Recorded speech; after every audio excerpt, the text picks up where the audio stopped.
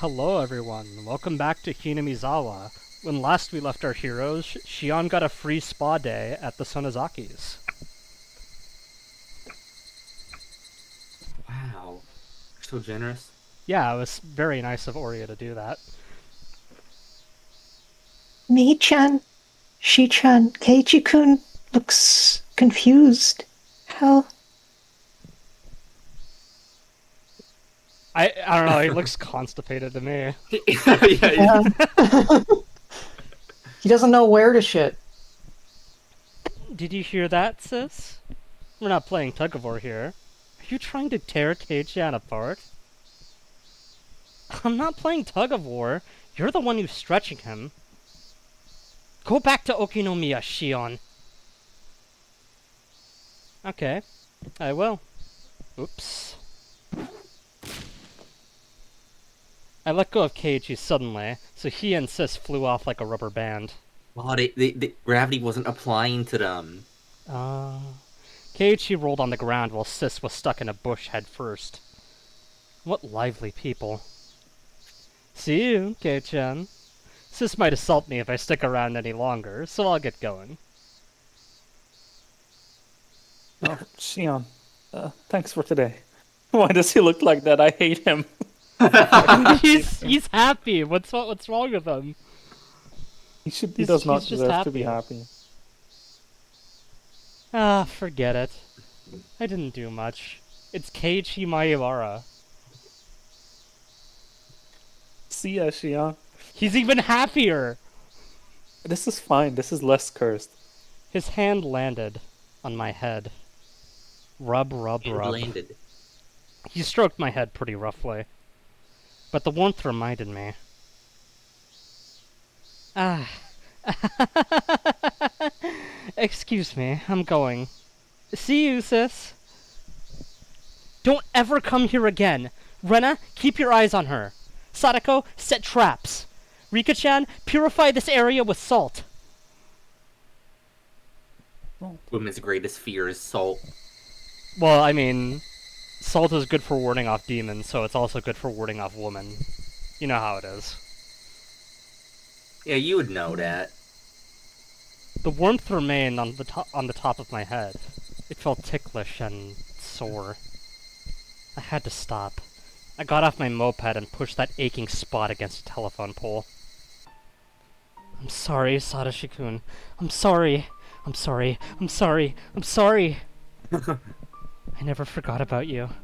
I still remember you. I'm worthless without you. I can't stand life without you because it's gray and cold and boring. It's true. It's true. I can never smile because you aren't here. I can't. See ya, Shion. Keiichi's face appeared in my mind. I It's recalled the horrifying. Yeah, what a horrible thought to have. I recalled the touch of his hand stroking my head. It wasn't warm. I wasn't happy. It was rough and painful. I hate that insensitive guy. He's too childish, rude, and cold. He's like a stray dog. I wasn't happy. I wasn't warm. I wasn't happy or overjoyed at all. I'm sensing a touch of, well, you know, denial is a river in Egypt. No, she's actually in the bargaining phase. She's gonna buy Keiichi. No! Oh, Sadashi-kun. Oh, I'm sorry, I can't get into the sad mood this time. It's too early. It's too early in the session to method act. Sadashi-kun mumbled. He didn't know what to say in a situation like this. But he knew that he had better say something. He wanted to say something. But he didn't know what to say. So, he just mumbled. I'm sorry, Shion. Why are you apologizing, Sadashi-kun? I'm the one who should apologize. Even though I said I'd wait for you. Even though I believed my heart wouldn't change. I do like how this is all in narration, by the way. That's great. My heart is full of She's holes. doing well. You're leaking out from the small cracks in my heart, little by little. You're leaking out from me. We were quick to get into the schizophrenia this time around. I mean, it's been strongly implied, like the whole VN, that something's going on there. So I'm not that surprised, really. Oh. What, that Shion has schizophrenia? What? No! I mean with the split personality stuff. And the demon within and whatever. Oh, Sadashi's the demon within. Not what I meant. Okay, anyway. Are you suffering because I'm here? Why? You're so precious to me. So don't say that. I've been here with you all this time, but I think I'm hurting you by continuing to exist. I don't want that. That's not true. No, no, no! Where have you been, Sadashi-kun? You weren't with me. Tell me where you are. What's the address? What's the postal code? What's the name of the city? What's the street number? Tell me! There isn't an address.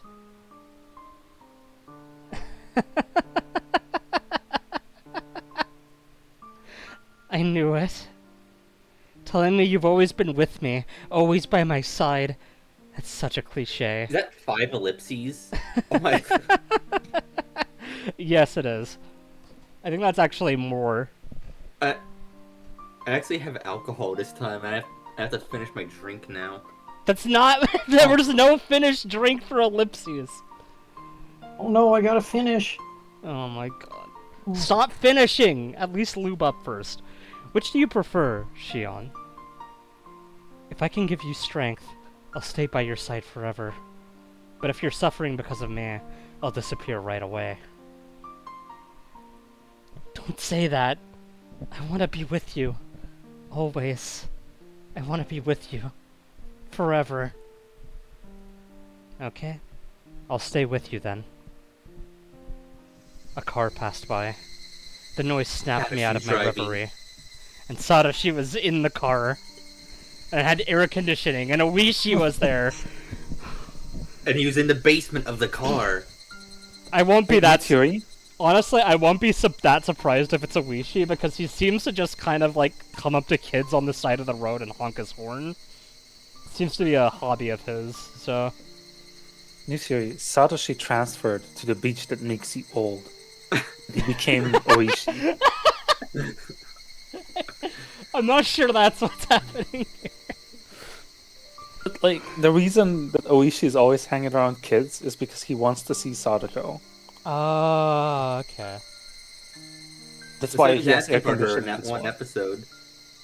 The sky was turning orange. I should get home before it gets cold. I should go home to Okinomiya. You're with me, right? Are you with me right now, Sadashi-kun? I walked back to my moped. My feet sank into the grass. Crunch, crunch, crunch. I stopped when I reached my bike. But then I heard an extra footstep.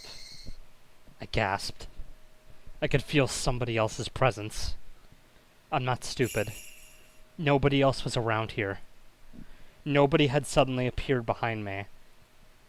So I wasn't surprised to find nobody when I turned around.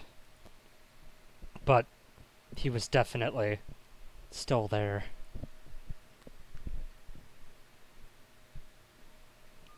Sadashi-kun. Oh, new track! I couldn't see him, but he was there. He was there for me. Sadashi-kun never lies. He said he'd be with me all the time. I'd just been too insensitive to feel his existence until now. Sadashi-kun. Sadashi-kun. A breeze tickled my hair. It felt cold, but to me, it was nothing but the warmth of his hand. It took me a while to notice that my cheeks were wet with tears. It was cold, but warm.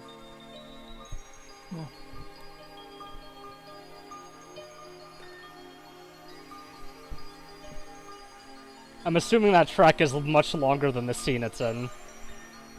Probably. Yume Nikki world-ass music.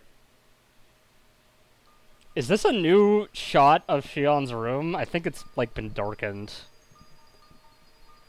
I was too scared to sleep. If I went to sleep, I might not find Satoshi-kun there in the morning. So I kept talking to him until I passed out. I told him about what happened while he was missing. I told him that I realized how much I loved him after he went away. I'd searched for him, looking into various different things. I'd gathered underground information through Kasai, and bargained for police information with Oishi. But I couldn't find any leads. A long time passed, but I kept thinking about him. Etc., etc. I told him all the small details from my daily life. The places I wanted to go with him, the things I wanted to do with him, the food I wanted to share with him, and I told him a lot of things. I was sitting up at first, but I got tired, so I laid down.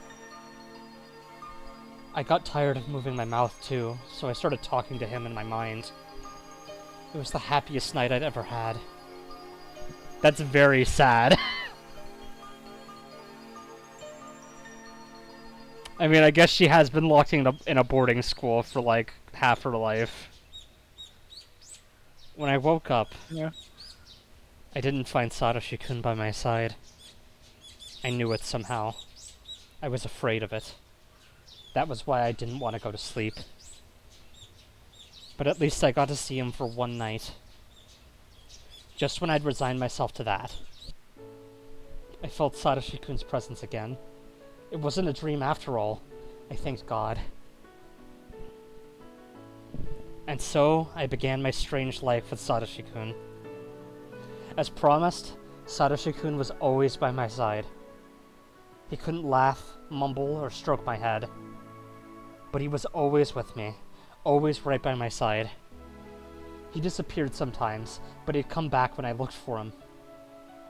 It seemed that all I could hear was his footsteps.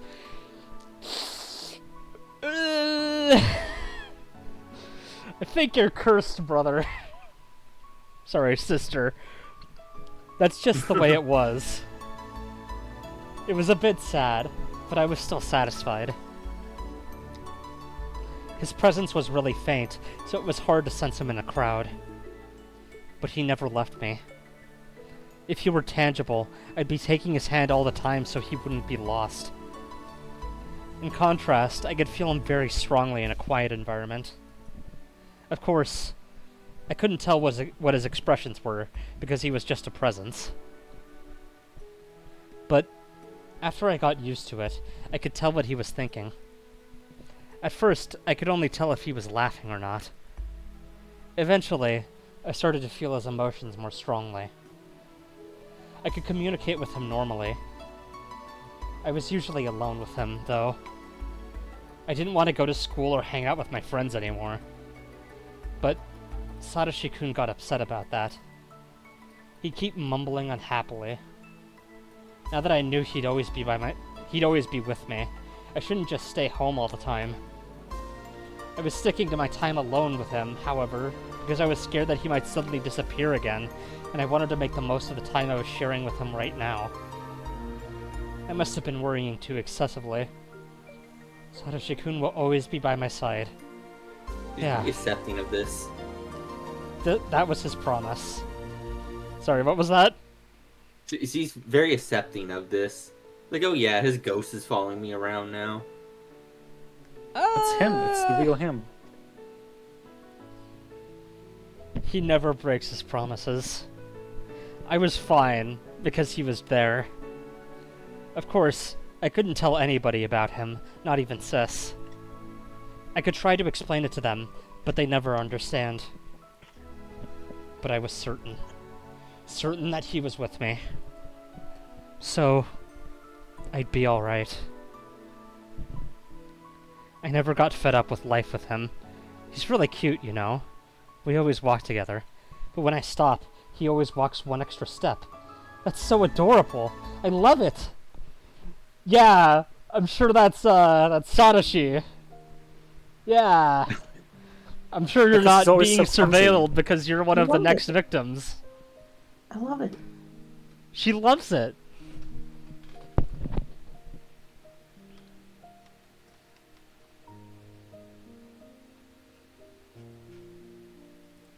Kasai?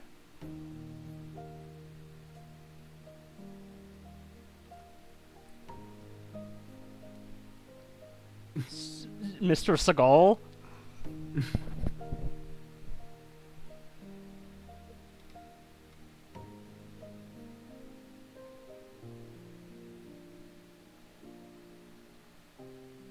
Wow, he really is Steven Seagal. He doesn't want to be on set more than 5 minutes a day.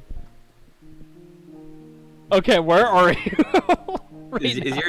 your internet crapping out? Is he Oh, die? no. Actually die.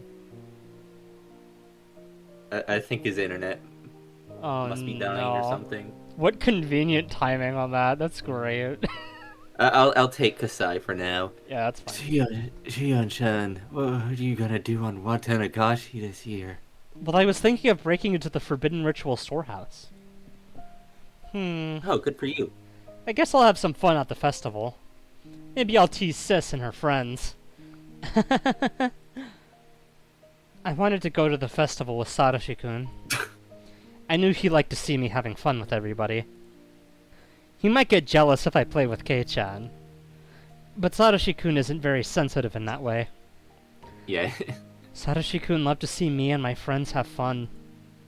So, I should have a lot of fun for his sake.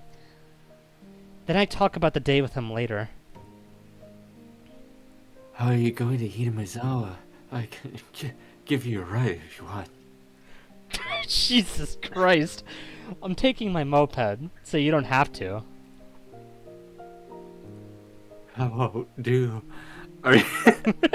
are you I lost it, fuck.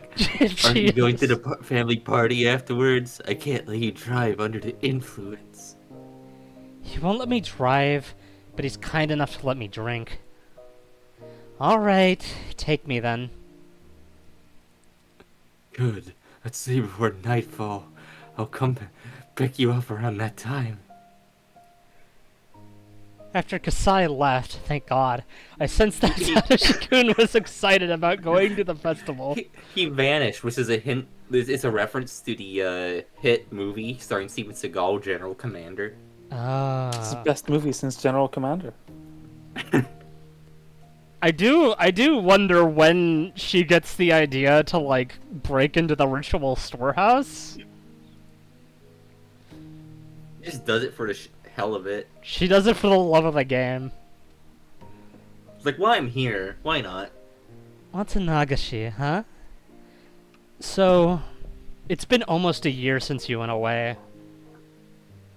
Oh yeah, by the way, it did just occur to me just now that, I think I might have said this last session already, but I do think it's funny how the first time she breaks into the ritual storehouse in, like, Chapter 2, she's like, I have a vague idea of what's in here.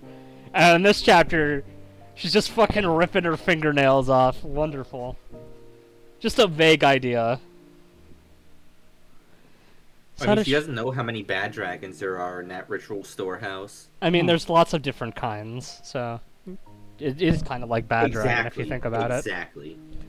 Satoshi-kun seemed confused about my love of bad dragons. I bet you're going all right now, aren't you? Yeah, I fucking bet he is. We laughed together. Did they even exist back then? I feel like No! Why would they exist in Yes. 1983? Well, someone surely had the idea by that point. I don't think so. They had the concept of a plan. Welcome. Welcome. Your net and a ball. Great! I can't wait to drink goldfish water again, just like in the good old days of Chapter 1. I can't wait to drink ocean water. Wow, These fish are so active. They look delicious. I could eat this little one raw right here. I think these are different people. Yeah, who's saying these? Huh? What are you saying, Mion-san? Mi-chan, you eat goldfish? Oh, okay. It was Shion saying that. Okay, I get it. Did you eat the one I gave you last year too? No, I didn't say that. Sis shook her head hard. She turned all red. You just said it. You said they look delicious. I heard it too. Sis eats everything, as long as it fits inside her mouth. If it's really good, I'll try it once. Rika, do not eat a goldfish! Eat a goldfish. Who's stopping you? No, you can't, Rika-chan. You're going to get sick. Apparently Rena is. I'm so glad we all agree to this. Wait a minute. Hey, you. How long have you been here, Shion? Hi, Kei-chan, Sis, and everyone else. Good evening. Ah! When did you get here, Shion? I've been here since you were at the chow mein booth. I found you guys quickly since you were making so much noise. Hey! You're not in our club! Get lost! Don't You're be out of the mean, group. Sis. Right, Kei-chan? You were never in the group. You're fine if I come with you guys, right? I took Kei-chan's arm and held it between my breasts. Oh my god. This again. Puff puff. Nature's pocket. We were going to have a ball. Well, it seems like Keiichi has 2 balls, actually. No. The only club Well, member no, to have actually he has 4 because he's a guy. My bad.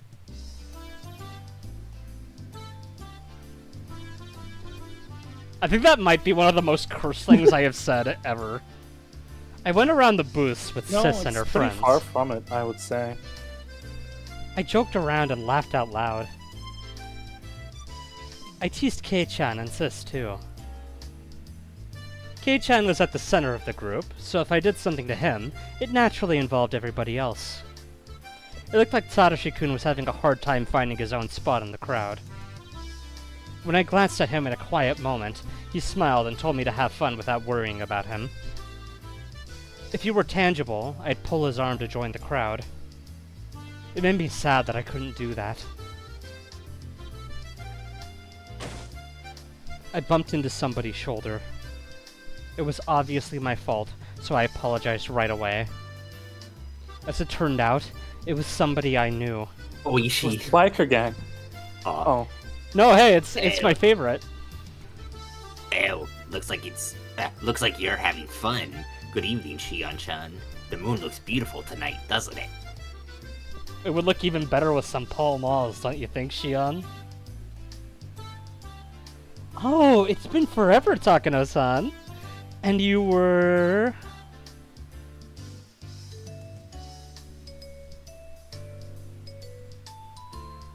Who's voicing Tomatake? I don't know, we keep pawning it off on each other. Nice to meet you. I'm Tomitake. I heard you were Mion-chan's twin sister. Nice to meet you too, Tomatake-san. I heard you were a great cameraman. Please take a picture of me someday. He hasn't read the script yet. I'm just an amateur dreaming of going professional. I'm Yeah, retiring next year. This is the one final job I took. I'm No, 1 week she- from retirement. Yeah, he's 1 week from retirement. Can't wait to retire with my lovely wife. We just got married this last summer. We're having a kid soon. Well, you're actually great, Jiro-san. You're good at many things. Our first daughter's birthday is right after Watanagashi. Can't wait to take the village road to leave this town and go back to my home. To my daughter's birthday. Just setting And up she's a all week the from death retirement. lines possible. My daughter is a week from retirement.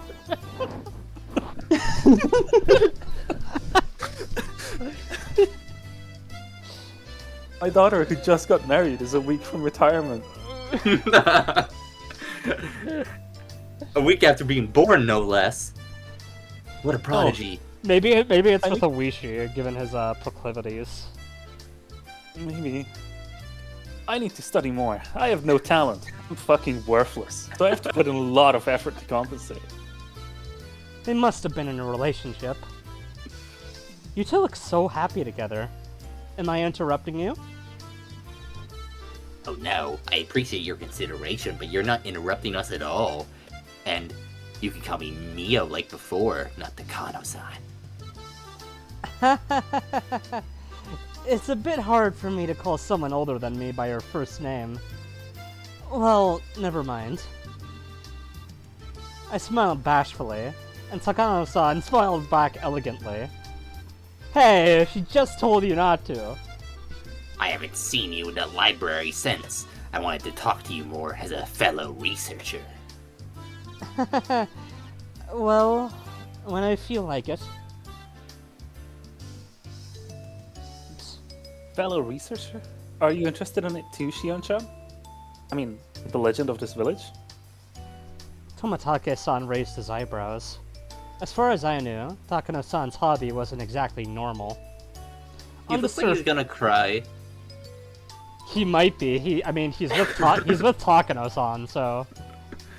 When he's so close to retirement, he's crying tears of joy. Too much secondhand smoke. Yeah, the Pall Malls are starting to get in his eyes a little bit. On the surface, her research dealt with the cultural history of ancient Hinamizawa, but its main focus was the Watanagashi festival from ancient times. The cannibal banquet in which they captured and gutted a living sacrifice. Her research covered various stories surrounding that, and other legends of cruelty. It was nothing if not gory. That was where her main interest lay. So, I didn't feel comfortable being called a fellow researcher, to be honest. But objectively speaking, her research notes were fun to read. It was then that I heard the loud booms of the taiko drums. The main event of the Watanagashi festival, the dedication dance, was about to start. According to Takano-san's hypothesis, the part of the dance where the shrine maiden tears open a futon mat represents gutting a living victim. It's starting. I should head over. Aren't you guys coming to see Rika-chama's performance?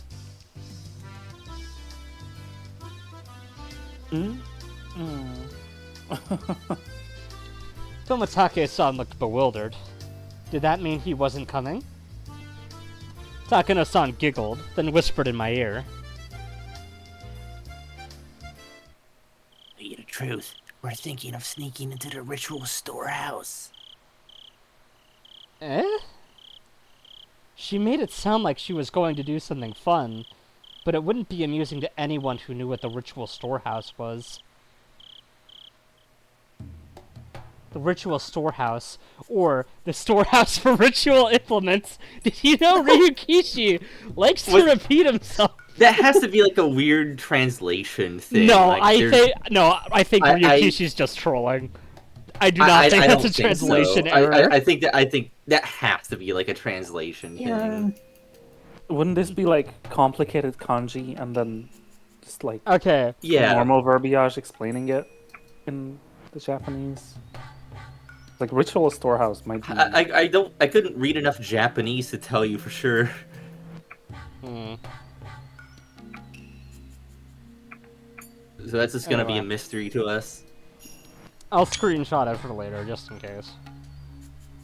I'd heard that Oyashiro-sama's sacred treasures were stored in there. Only people from the Furude family and selected members of the other 2-3 families are allowed to enter. They believe that if other people enter, the place will be desecrated.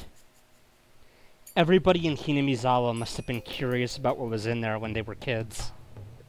But the storehouse was always tightly locked. You couldn't just peek into it either. Really locked. Kids would get chided if they played around it, so they learned to stay away. I didn't like being around it myself, since I was familiar with all that. Even though I didn't believe in curses, I still didn't want to be near it. Nothing good can come from breaking the rules. Were they still going to enter the ritual storehouse despite all that? Oh yeah, by the way, I forgot to mention, but I actually started burning some incense to get that temple vibe. Oh, where'd you get the incest from? You know, at the incest store. I'm pretty sure it's tightly locked. It's like really the incest locked. store at night. It was until last year. Rika-chan had the heavy bolt changed to a cheap padlock because the bolt was too heavy for her to lift. Did you know that? No. But even if it's cheap, it's still locked, isn't it? Clearly, you've never watched The Lockpicking Lawyer. Well, she can't. Jiro-san is very It's 1980. Okay. Did I fucking stutter? Oh. Lockpicking Lawyer is like high school right now or something. It's honestly kind of a skill issue on Shion's part for not watching it. He hasn't been born yet, so he's in hell. Oh, I'm not sure that's how that works, but okay. Oh, are you... Listen, buddy. Which one of you has not been born yet? Oh, are you good at lockpicking? Like, to those of you watching who haven't been born yet, can you tell us if you're in hell right now? Send us a sign. Once the Watanagashi ritual starts, everybody will gather around the stage, right? Then the area around this storehouse will be completely devoid of people. Tonight, this place will be a blind spot. Can't see the forest for the trees, I suppose. According to her hypothesis, the ancient tools used for human dissection and torture would be found in the ritual storehouse. Why don't you join us in a bit? It's now or never. So maybe I'll see you then.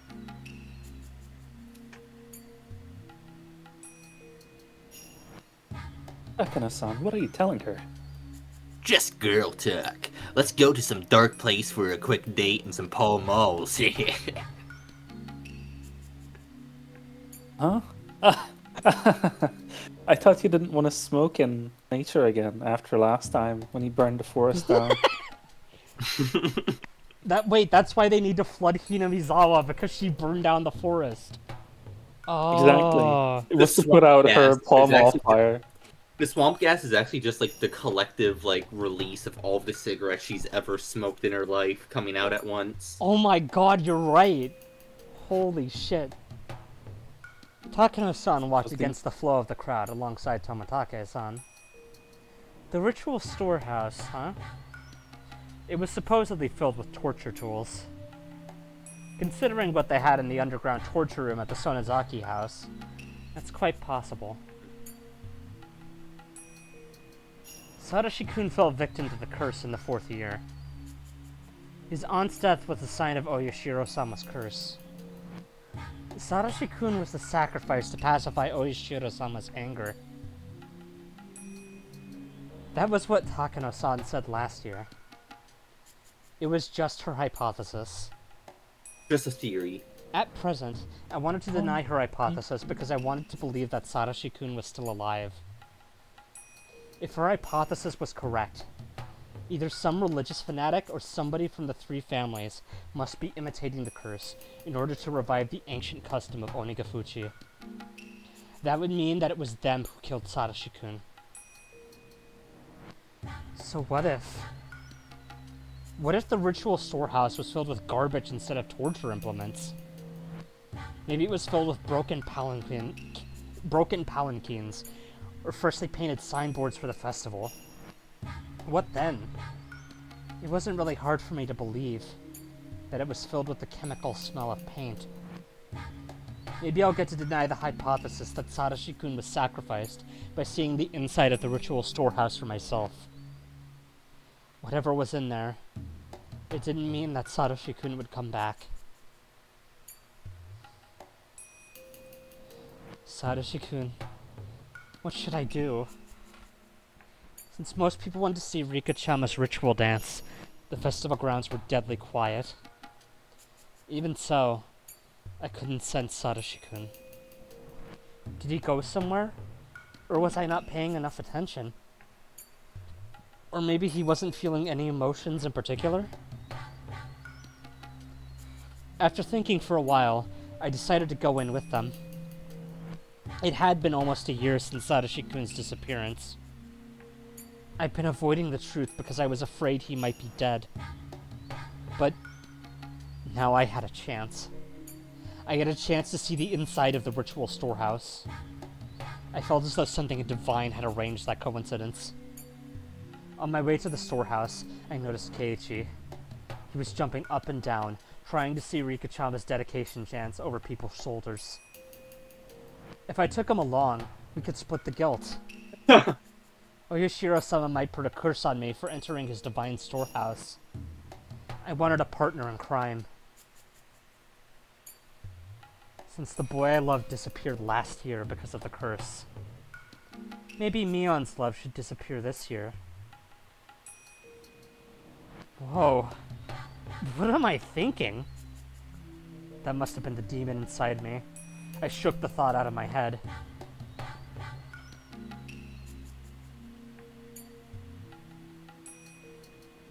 What's going on, Shion? Where's the best place to see Rika-chan's dance from? Bar? Huh? I never said I was going to show you that. We made it to the ritual storehouse. Keiichi was baffled by the whole situation. Our timing had been perfect. I could see Tomitake-san picking the lock. Easy to pick lock. Easy to pick lock. Even though Keiichi must have been curious, he insisted that we shouldn't go in. Oh, go in? But I talked him into it anyway. He was quick to change his mind when Tomitake-san joined in. He loves older men. Apparently. It was completely dark inside, so Takano-san lit a battery-powered lantern. A small entry space appeared before us.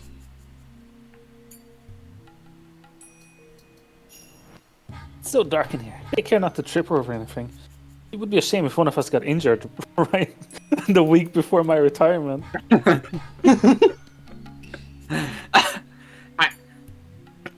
I appreciate the concern.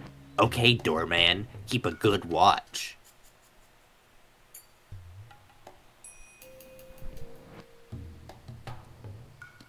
We're shutting the door now. Takano-san closed the door with a smile, as if leaving Tomitake-san out on purpose. Man, alright everyone, have fun. As soon as the heavy door was closed, we were surrounded by a quiet darkness. All we could rely on was Takano-san's lantern. It'll be fine. I'm a week from retirement. It's an outdoor lantern with backup batteries inside. It won't go out or anything. Takano-san teased Keiichi a little. Keiichi, in turn, looked a little pale. He seemed to be able to recognize the sanctity of the building, even though he wasn't from Hinamizawa. Let's go in. Here we go. There. After Takano-san opened the heavy inner door, a dusty, foul smell flowed out.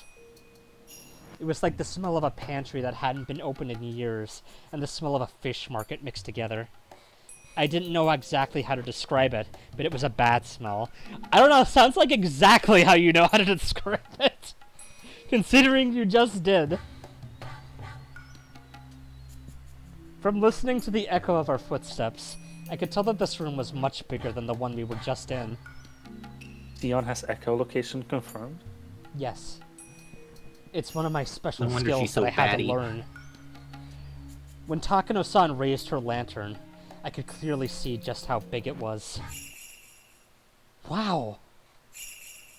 At the far side of the wall, there was a statue of some kind of god staring down at us intruders. The way it was lit by the lantern gave it a powerful appearance, and it scared me. As a guardian god of Hinamizawa, Oyashiro-sama. I looked up at the statue, which was holding its religious ornaments. If Satoshi-kun's disappearance really was a curse, I couldn't forgive this god. I found myself irritated by the way the statue looked down at me. Damn you, Oyashiro-sama. If you really made Satoshi-kun disappear, I'll never forgive you. Never. Keiichi didn't seem to understand the significance of the storehouse. He looked bored. Takano-san noticed that and took out her scrapbooks to show him the brutal history of ancient Hinamizawa. I'd heard that story already, so I decided to walk around by myself. I'm not gonna lie, I do wonder if this is like a retelling of Chapter 2, or if this is its own thing. Well, I figure it's its own thing, because they, like, met very differently. Yeah, that's what I assumed as well, but I assume that this scene, at least, is probably similar to what happened in Chapter 2. Since I knew the significance of all these tools, I felt a little nauseated. Though they certainly wouldn't jump out to me, I still found them intimidating. They looked as though they were craving for fresh blood after not having been used in hundreds of years. Also, new track. All the tools looked similar to the ones I saw in the underground torture room at the Sonozaki main house. If those tools were the progenies of torture implements, these would be their ancestors. All the implements here looked old. I doubted they could really be used. They weren't kept maintained like the ones at the Sonozaki house. So, did that mean they shouldn't scare me? No, on the contrary. They told me that cruel rituals were indeed performed in this village at one point. Now that I found scary. What Takano-san told me was the truth. When I stopped, Satoshi-kun also stopped behind me, one step later. I felt no emotional change in Satoshi-kun. I couldn't tell if he was feeling something or not. I knew he was there, but I had no idea how he was feeling. I felt scared of him for the first time. If he could answer me, I'd want to ask him, "Who demoned you away?" Hey, Satoshi-kun, are you listening? I couldn't tell if he heard me or not. He left, as if he didn't hear anything. I could tell that he'd been sulky ever since we got here. I suddenly felt lonely, so I looked for him while walking around. I realized then that there was an altar in front of the statue. He might be there. It was a clean altar. An altar ornamented with religious artifacts. It was kept well maintained. I saw no dust. That would mean, well, the flowers in the vase weren't wilting. I saw a pretty handkerchief under the vase. It looked out of place amongst everything else. I was fairly certain it was Rika Furude's handkerchief. That would mean this storehouse is maintained daily. It wasn't a forgotten ruin buried in dust. So, the brutality that dwelled within this ritual storehouse is still alive and well in Hinamizawa. That's right. Something as ambiguous as Oyashiro-sama's curse is nothing more than a simple delusion of the villagers. As Takano-san said, everything that happens in this world is done by humans. I'd accused Oyashiro-sama of demoning away Satoshi-kun, but Oyashiro-sama is just a statue made of bronze or wood. It's nothing but an icon. There are, however, human beings who would try to make that icon seem real. The series of mysterious deaths in Hinamizawa is the result of human action. It shouldn't be called Oyashiro-sama's curse. If Satoshi-kun was the fourth year's victim, then he was victimized by a human being. He was victimized by a human being who was just acting at the part of the curse. The person who demoned away Satoshi-kun must not be very far from me. The truth behind Satoshi-kun's disappearance was not so far from my grasp. Thump. I was startled by the sound. It sounded like somebody had dropped something. I guess this is the sound they heard in Chapter 2. I looked over at Takano-san and Keiichi. Takano-san was still lecturing him. Did she drop her scrapbook or something? I guess I don't need to vocalize that one. The sound came from right behind me, not from them. I'd never heard Satoshi-kun do that. It sounded like someone was stomping on the floor in frustration. What is it? The sound continued, ignoring my question. Though I heard it right nearby, it sounded as though a child was hopping on a wooden floor somewhere distant. What's wrong, Satoshi-kun? Are you angry about something? I couldn't read his expressions. I thought he was mad, but I didn't sense any emotion from him at all. Was he mad that I touched the altar? Maybe you weren't supposed to do that. It's not that I've been able to communicate with Satoshi-kun in a concrete way. I just talked to him. I was never expecting him to react like that. I didn't sense a willingness to communicate from this creepy sound. Then a chill ran up my spine. I felt as if all my pores were opening. I've been thinking that it was Satoshi-kun stomping on the floor. Hey. You. You're Satoshi-kun. Aren't you? The sound stopped when I asked that. It wasn't a yes or a no, just silence. Satoshi-kun wouldn't scare me like that. I realized suddenly that the sound hadn't come from Satoshi-kun. A cold shiver shot through my feet, and I sprung a step backward. The sound had come from right there. Even though I jumped back, it was still just a few meters away. Satoshi-kun would sometimes let me hear his footsteps when I walked. But if that wasn't Satoshi-kun, then there was no guarantee I'd hear its footsteps. So, that invisible being could already be in front of my eyes. And I just wouldn't see it? I forgot everything and ran, straining my ears as much as possible for any sound, listening for any footsteps pursuing me. I do find it interesting that this is happening when Keiichi did not turn on the light this time, so I guess that did not matter, actually. I ran right into Keiichi and clung to him, timidly turning back to look.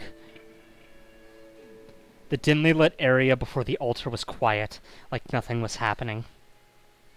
But seeing that chilling dark stillness, realizing I was just in that space, made me even more frightened now.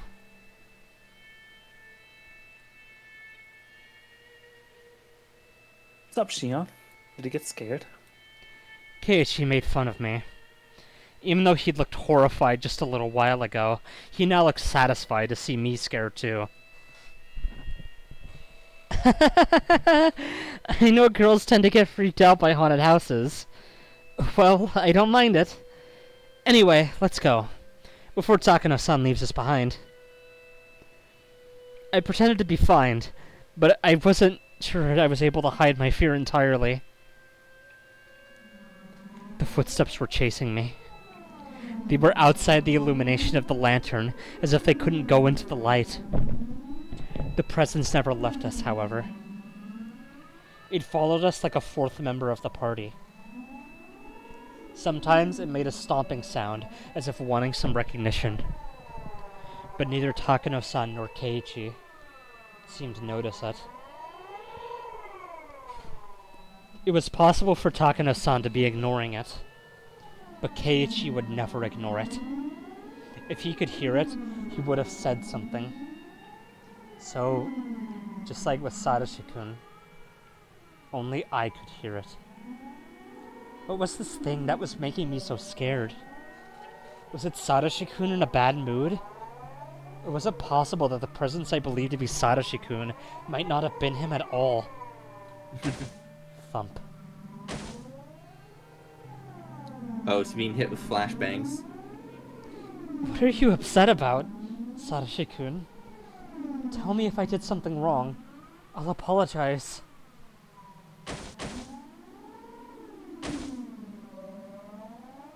If you aren't Sadashi-kun, then where did he go? When did you take his place?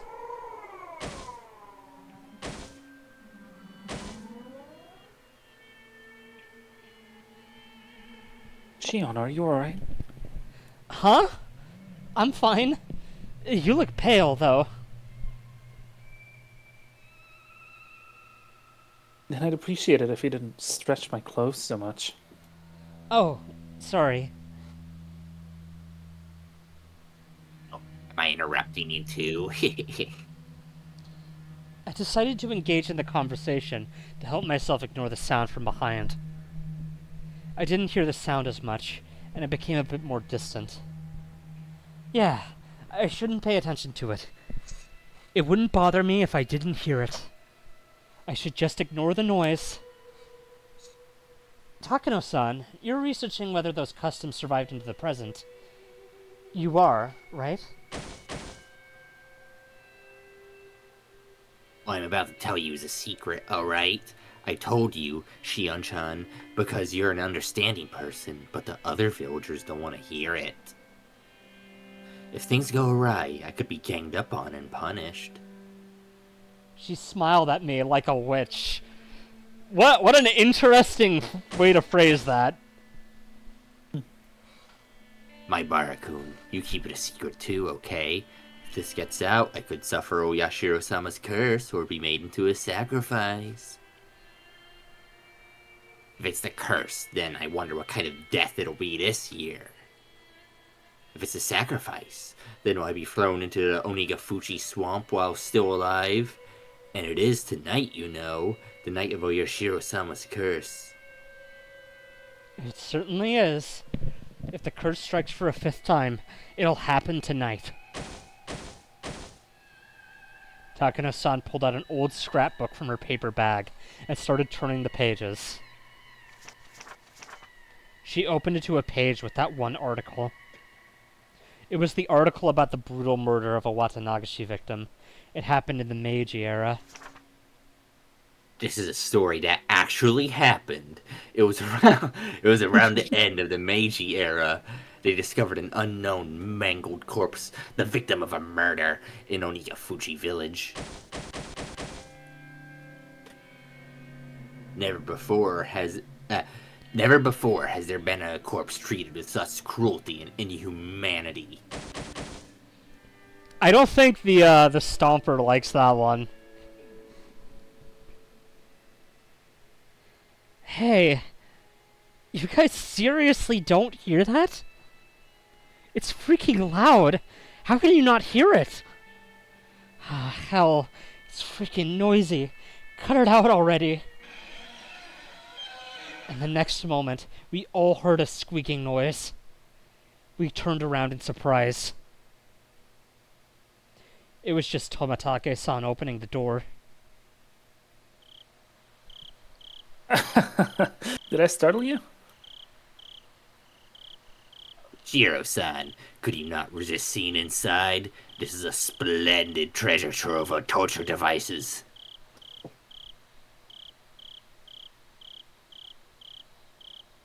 I'll pass on that. I'm bad with this sort of thing by nature. He's just such a normal person. I'm so glad he's normal. No, Huh? me. I'm so normal and non-violent. If anyone attacked me, I don't think I could do anything. I'm still thinking about that one scene in Chapter 2 where Keiichi just went on and on about how normal Tomatake is. Tomatake is the cuck that can't of Higurashi. Oh wait, no, because Akasaka. He's the second one. What was that from He's again? second The plate. cuck that can't? That Oh, was, the EOSD the review, EOSD. right. Yeah, Yeah. that. Takano-san laughed as if making fun of Tomatake-san for being such a cuck that can't. I mean, scaredy cat. he's, He can't even be the best cuck that can. In any case, the dance and ceremony are over, and everyone's going down on the river.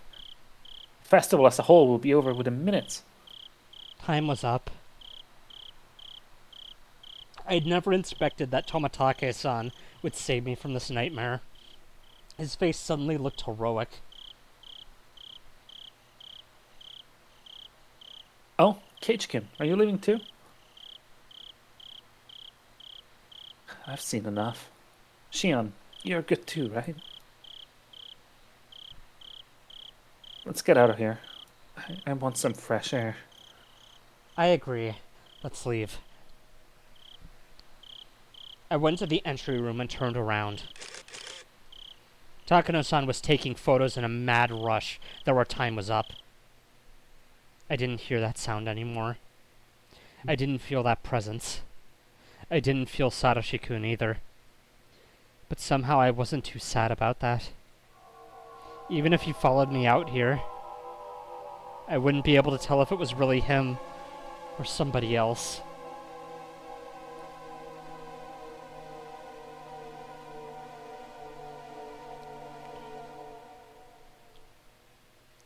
Higurashi when they kai.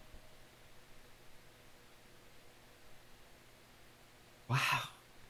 Lots of notebook pages. Whoa, 2 consecutive pages for the first time. Oh, Yeah, we got 2 consecutive pages. That's crazy. Defilers broke into a forbidden place.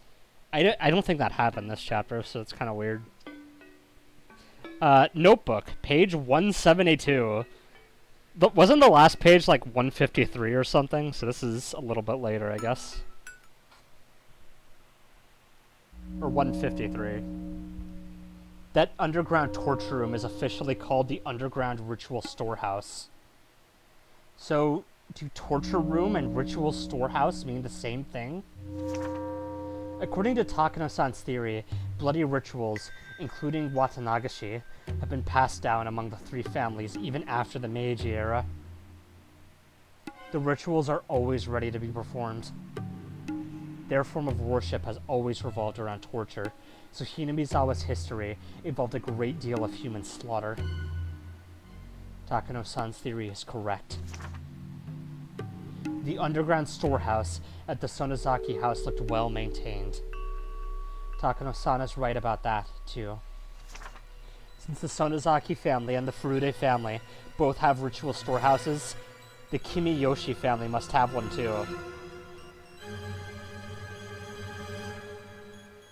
You know, that seems really obvious in hindsight, but I did not think about that even once. I'm honestly... Wow. How did I not think of that? Anyway. Yoshi's such a nice guy. After all, these ancient and brutal customs are still handed down through the generations.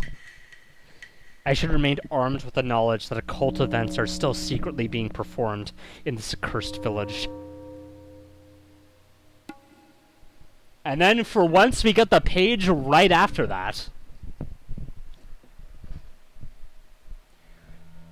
The sanctity of the ritual storehouse is one of the most prominent elements in the worship of Oyashiro-sama. Of course, I knew that, since I'm originally from Hinamizawa. But violating that sanctity is actually a more serious problem than I thought. Takano-san's research shows that the history of the ritual storehouse goes way back. The ritual implements within have long been viewed as inviolable objects, which is why it was strictly forbidden to enter. Takano-san's theory is that Watanagashi was once a public execution, performed to stabilize the reign of the 3 families, rather than a purely religious ritual. If so, the ritual should hardly be called sacred. Under those circumstances, the implements should have been despised as symbols of hatred and fear. When instruments of fear are too visible, it only creates a reign of terror. But to keep them as hidden as possible, they gain divinity. Many said they would become tainted if the layman touched them. The only reason for that was to preserve their false prestige through secrecy, since they would lose their sanctity if revealed before the common folk. In other words, The true identity of the ritual storehouse's sacredness was fear.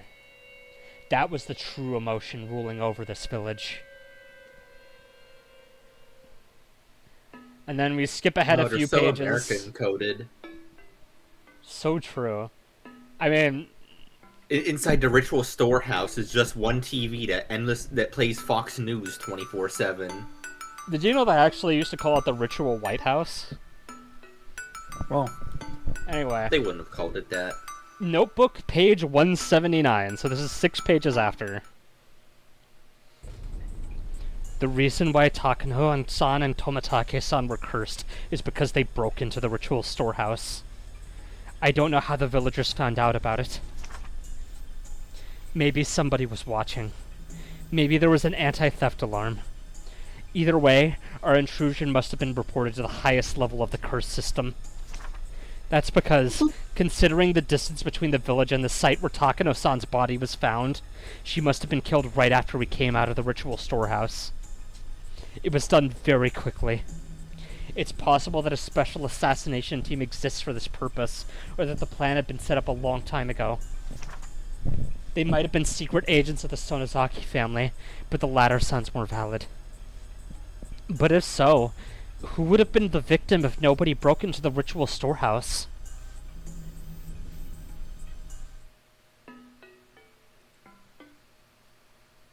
I guess still Tomitake and Takano. Probably. But this time, Gerald Ford, former U.S. president, was hit by the curse too. Oh no. Not Gerald Ford. My relatives gathered at the Sonozaki house after the festival to have a little party. I mingled with my uncles and had fun. I was trying to get rid of my eerie memories of the ritual storehouse. Mion was acting as the successor, so I tried to stay away from her. I'm sure she would feel weird if I talked to her in a formal way. In consideration of the hag's old age, we ended the party around 11 p.m.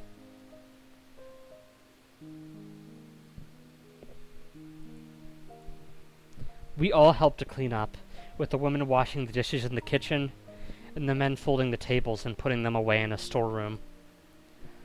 The table storeroom, that's where all the murders occurred! It only took about 30 minutes. They folded up Then Satoshi everyone like a left, table. one after another. Oh. So I'm gonna be so real.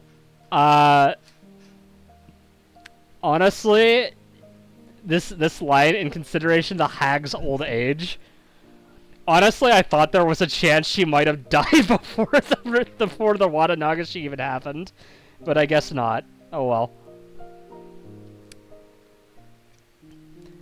By then, Mion was no longer acting as the Sonozaki successor, and was back to being her normal self. Maybe I overexerted a little. I was lying on the tatami floor. Kasai asked me if I could get in the car, so I told him I'd rather not move anymore.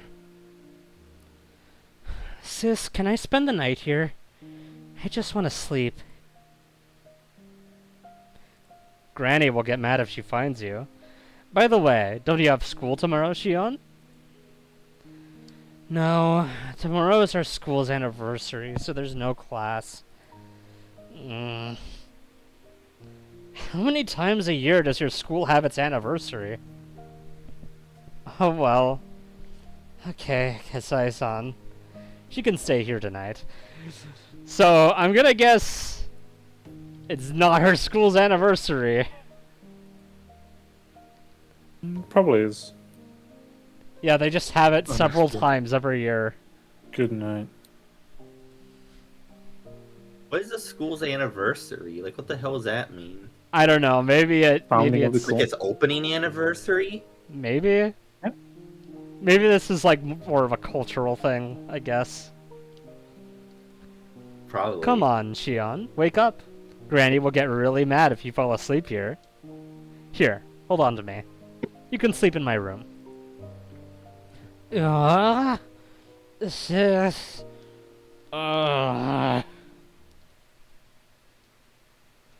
I'm guessing she She's had one sloshed. too many Coronas. My alter ego told me that I'm in a demon's stomach. I wouldn't have woken up if I hadn't heard that voice. But when I stop, he always walks one extra step. I might not have woken up at all. Notebook page 165. Wait, that's before. What? The wow, implication of vor. Well, Oh, wow, host, you're so into that. Oh my god. I figured you'd be so much more Oh my excited. god, host's favorite thing. I didn't remember much after that. I was probably brought to Mion's room and immediately crawled into the futon. After a while, Mion got her futon ready next to me, turned the lights off, and went to sleep. At least, that's what I thought. I got up and turned the lights on. Mion's futon was empty. The futon felt cold. Mion must have left it a while ago. Did she go to the bathroom? No. The closest bathroom was right there down the hallway. The light in the bathroom is off. Where did she go? The ticking of the clock was loud and annoying in this silence. Was Mion the one who disappeared? The hands pointed to a little before 3 a.m. Oh, the witching hour! 3 a.m. Oh my god. I was left No. alone all of a sudden in this late night. I felt the eeriness of the ritual storehouse coming back to me after almost managing to forget it in the ruckus earlier. I tried to sense my surroundings. In this house, there shouldn't be an eerie atmosphere, strange noises, or footsteps. I stepped out into the freezing cold hallway to look for Mion.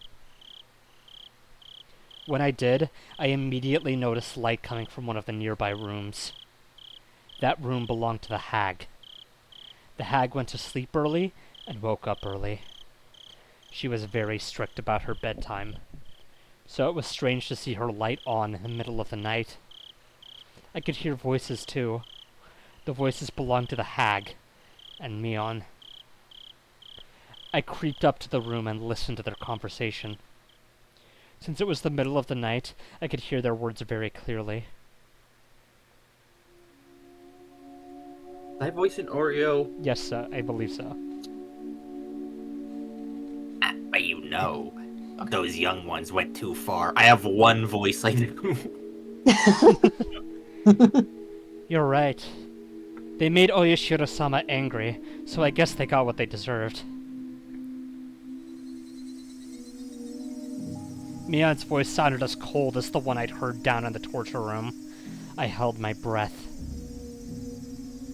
At least say they're investigating, but are you sure? I guess it's probably Takano-san.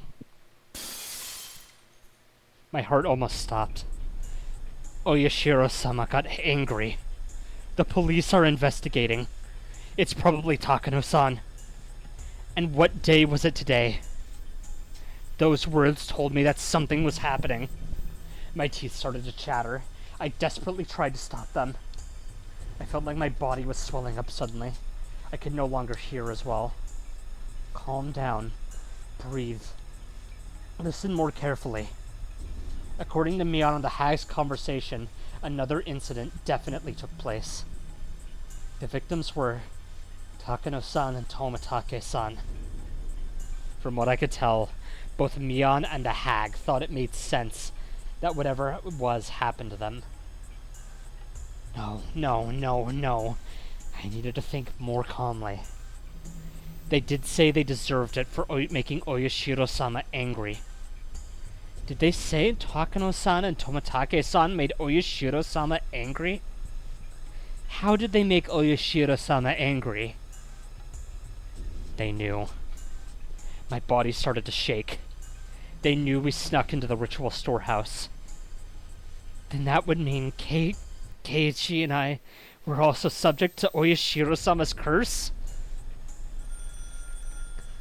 Suddenly a phone rang. It's like, girl, you grabbed him so that he could get cursed too. The phone was by the front door. The phone was opposite the hag's room, farther down the hall. The ringing Farther echoed down the hall. Sorry. The ringing echoed through the long hallway. It sounded so eerie, almost like it was coming from hell. You need to apologize even more. Like, I'm what? sorry. Say the line. I'm sorry. I'm sorry. I'm sorry. I'm sorry. I'm sorry. I'm sorry. There you I'm go. sorry. I'm sorry. I'm sorry. That was sorry. when I felt someone behind me. Of There was course, the father down the hall. there was nobody there when I turned around. But there was someone there a moment ago. I didn't know if it was Satoshi-kun. I didn't sense any emotions, so I couldn't tell. I didn't know how long it had been there. It was as if that somebody was watching me listen in on the conversation. That was the feeling I got. It couldn't be Satoshi-kun. Satoshi-kun would never be that intimidating or scary. My mind turned all red, like it was suffused with blood. Rena. I think this is memory, Rena, but go ahead.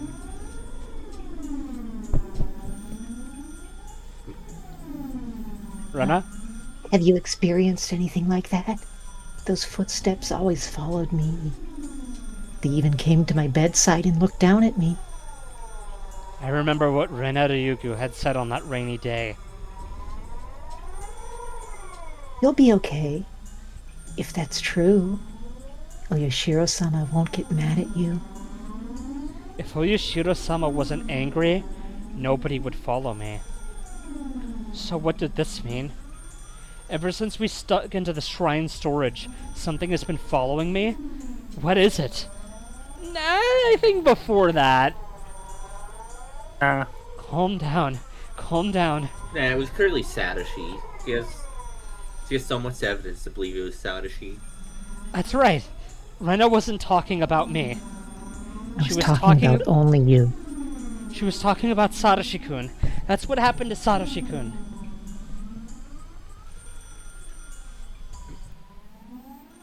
Everything he's going through, it's a sign of Oyashiro-sama's curse. That's right. That's why he encountered the curse of Oyashiro-sama. You feel someone is watching from a distance, and it follows you. A creepy feeling crawled up and spread across my back. And it watches from right behind you. After that, you start hearing an extra footstep. I swallowed loudly. It's almost as though Rena Ryugu was predicting what would happen to me. Had Rena been talking about Satoshi-kun back then? Or has she actually been talking about me? But you start hearing it even inside your house after a while. Then, Oyashiro-sama keeps watching you even when you're sleeping in the dark. Right by your side, waiting silently. I knew by now that there was no mistake. No matter how I looked at it, she had been talking about me. Yes, me. It had been about me. The curse of Oyashiro-sama. What is the curse of Oyashiro-sama? That was when I actually felt something for real. In real life. Someone grabbed my collar. Ah! No voice came out. I wanted to scream, but all I could do was open and close my mouth, as if something was stuck in my throat. It was Mion. She looked even colder than how she'd looked in the underground torture room. It only made sense that she'd come out into the hallway to answer the phone. I tried to come up with an excuse. However, the way Mion looked at me was so cold. Even if I really had run into her by accident, I could tell by the look in her eyes that she wouldn't believe me. I felt cold sweat all over my body. I couldn't even move my fingers. Sorry. I apologized. I could have said something to get myself out of the situation, but the apology came out first. But Mion didn't appear to hear me. She walked to the front door, still holding my collar. The phone was still ringing. A normal person doesn't usually let a phone ring so long at this time of night. The phone call itself didn't seem real to me. Mion picked up the phone. This is Mion. I see. I understand. Please take care of things at your end. Also, please make sure that nobody talks about this. Yes. Goodbye. Mion put down the phone after a short conversation. What did she mean, make sure nobody talks about this? Who called anyway? Mion put her forehead to mine and spoke to me. Did you hear? Which conversation was she asking me about? Well, she had to be talking about the one with the hag. If I said yes, what would happen to me? I don't know what you're talking about. Ah! Mion pulled my collar, pressed her nose to mine, and continued to speak. Just what you heard. The curse of Oyashiro-sama fell upon Tomatake-san and Takano-san. It's really very unfortunate. It was like I was talking to myself in a mirror. But what I was saying in the mirror was ever so cold. Sis! What is the curse of Oyashiro-sama? Tomatake-san killed himself by clawing out his throat. Takano-san was burned to death in an oil drum. Terrible, isn't it? Tomatake-san clawed at his own throat until he died? What? Takano-san was burned to death in an oil drum? What? What? I felt something furry crawl up my spine. I felt like my stomach was turning upside down. Oh boy. Oh no, shut up, shut up, shut up! I didn't feel any strength in my legs. If Mion let go of my collar, I'd probably collapse on the spot. Why did they die that way? Don't you know, Shion? I'm asking you because I don't know. I don't know. Don't you see there can only be one reason? Please don't talk as if I already know the answer. What do you mean? My heart was pounding. I felt that my next breath would be so bloody and hot that I'd choke on it. Don't you know?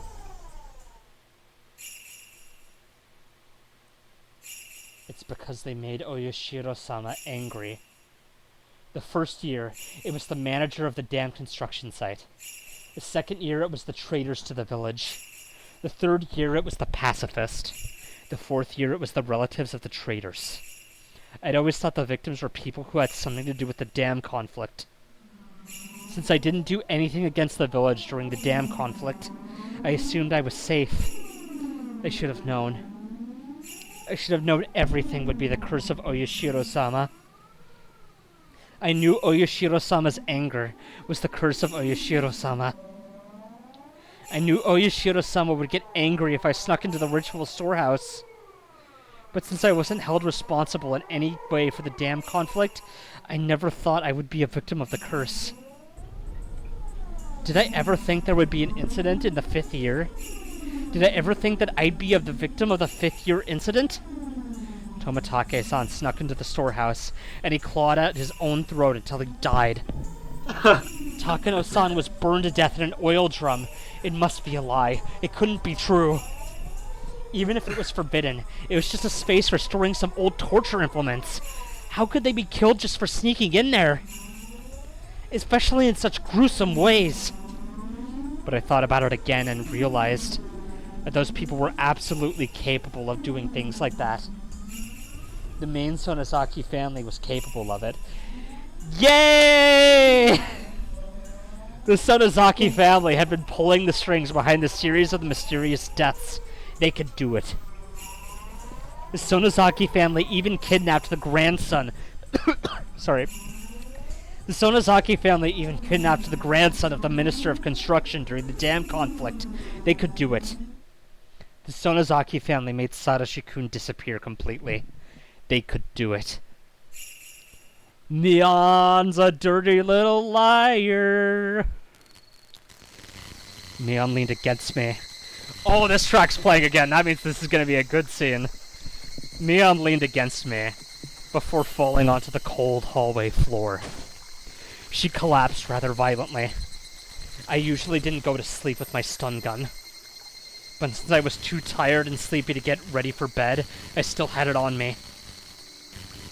I had my stun gun on me. I finally understood. I didn't know who killed them exactly, whose idea it was or who ordered it.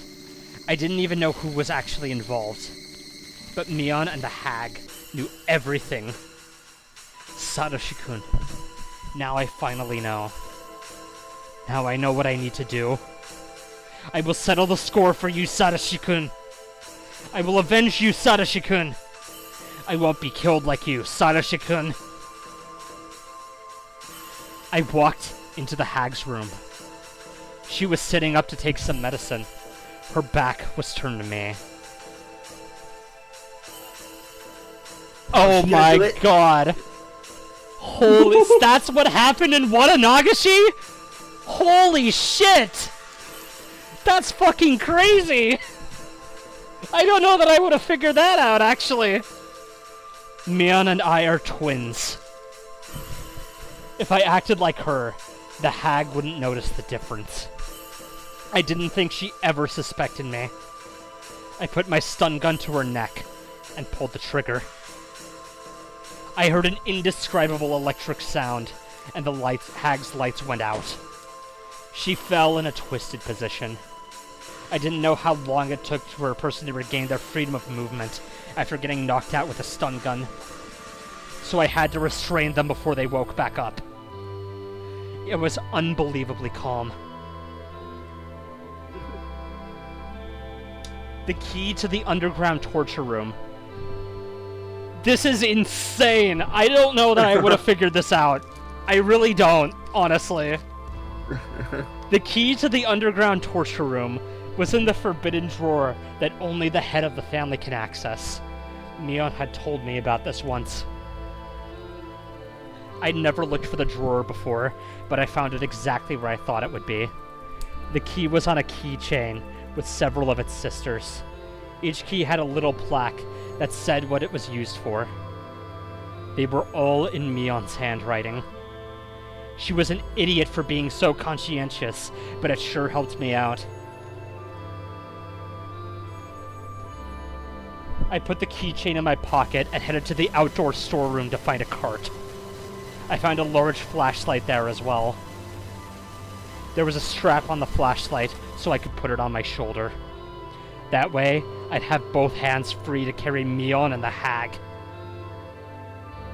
I loaded Mion and then our grandmother onto the cart and carried them to the underground torture room. I was prepared to use the stun gun again if they woke up while I was working. But it was more powerful than I imagined, and the hag showed no signs of waking. This was the stun gun Kasai specifically ordered for me when I told him I wanted a powerful one. I remembered him telling me that it was an illegally modified stun gun, that I should never use it, and that I should never use it just for fun. I used my flashlight to find the light switch. I found it easily and turned it on. All the lights went on in the basement. Although there was now illumination, it was very dim. I moved quickly so as to finish what I needed to do before they woke up. I decided to put Mion in a cell beyond the torture room. I did figure, I'm gonna be honest, I did figure that by the end of the chapter they had probably switched. I did not figure that it happened straight away. Holy fuck. The lights in the torture room were... It is a somewhat different timeline, so you don't know for certain. I am almost certain that she was swapping in Watanagashi as well. Do you remember what happened when they started the search party for Sadako and Rika? Do you remember what Mion was saying? That Sadako was a cursed child. She was going on a rant about it. I don't think that was Mion. Nuh-uh. No fucking way. Zero shot. Anyway. The lights in the torture room were so bright that it was like daylight. There was a door there. That's pretty fair. Like, I thought of that as, like, one of the key pieces of evidence that, like, she was actually Mion, or You know what I mean? Yeah, and also, don't forget, Oreo disappeared first in Chapter 2. So it would make sense if this But I don't also think that was happened. revealed until like the very end of the Yes, chapter. it was not. But she did in fact disappear first, and Shion also disappeared right after that. There was a door there. I was fairly certain the cells were on the other side of that door. The proper key was here. The keys made a tinkling sound. I felt cold air coming through the gap in the door. There must be a huge opening on the other side. I opened the door and I saw nothing but darkness. I felt along the wall to find a light switch. I turned the switch on, and the light bulbs lit up, revealing a huge rocky cave. It didn't look like a natural cave. It looked more like an air raid shelter. There were several hollow openings with bars across them. Those were the cells. I walked up to the closest cell and checked to see if it was strong enough to confine her. I pushed and pulled on the bars. I rammed against them with all my weight and decided they were perfectly sturdy. This was secure enough to be called a cell. I opened the lock and carried Mion in. I wasn't particularly strong, just average. I'd never thought I was strong enough to carry a whole person. But now I didn't need to pretend to be weak. I could easily lift and drag their bodies. I put Mion in the cell. She seemed to moan a little. I didn't need to check to make sure. The effect of my stun gun was wearing off. I closed the bars and turned the key in the lock. Then I ran to the hag, who must have been starting to wake up too. Fortunately, there was no sign of her regaining consciousness. Maybe the difference in age had something to do with it. I looked for a table to restrain her on. I found a wheelchair with restraints for the hands and feet, and I put the hag in it. Of course she didn't resist, but her dead weight made it seem like she was a huge French doll, but one made of flesh. Hey, we're going... The doll's back. It's a doll reference. I put her hands on the armrests and restrained them at the wrists with metal rings and hinges. I did the same with her feet. This must have been a wheelchair specifically remodeled to restrain a person. Other than the restraints, it was a regular wheelchair. I waited for the hag to wake up. I had so many things I wanted to ask her. I didn't think she'd answer honestly, but I had plenty of tools to make her talk. I was in no rush. When the hag had a concern, their relatives took care of the problem.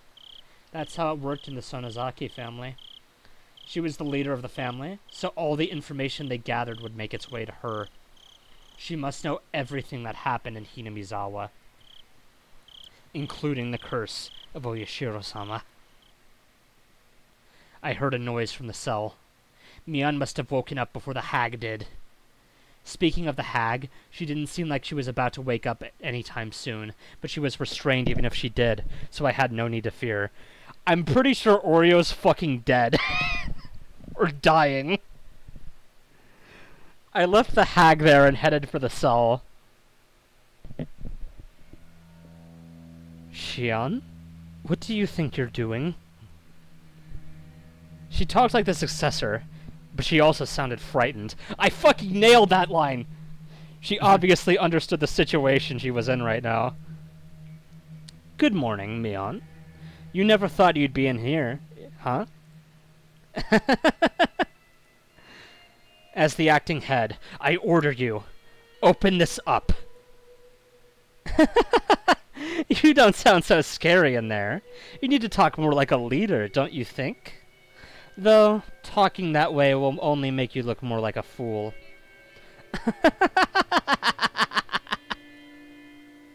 There was nothing funny about it, but I wanted to intimidate Mion. My laughter echoed throughout the cave. It was artificial and meaningless laughter. I heard it over and over as it echoed. It sounded as if I wasn't the only one laughing. I couldn't stand it, so I stopped. Silence filled the air. That silence almost hurt my ears, so I started to speak. Tomatake-san and Takano-san becoming the victims this year. I didn't expect that. What an idea to burn Takano-san to death. But actually, she would be the kind of person who'd prefer to die that way. Maybe she's satisfied, huh? What does that even mean? I mean, I don't. It's like- she's not wrong. I mean, consider who Takano is. I think That seems pretty accurate.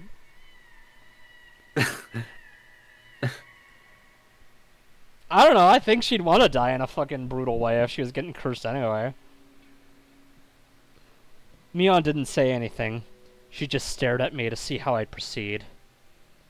What about the way Tomitake-san died? He clawed out his own throat, right? Did you give him a shot of some kind? Or is there a torture device that did that to him? Mion didn't reply. I was smiling boldly, but I became impatient and finally kicked the bars. It made a violent noise. Mion jumped as if she was kicked directly. It's boring to not get any answers. Do you have any idea what will happen if I get angry? How would I know? You would like me if I'm angry, and then she turns into some... She just turns green. She's already green. Her hair dye spreads to her body. Oh, I see. Mion finally replied. She was odious, but at the same time sounded pitiful. Oh, like the dog from Garfield. Yes. Hey, Mion. As the successor, why don't you tell me? Let's see.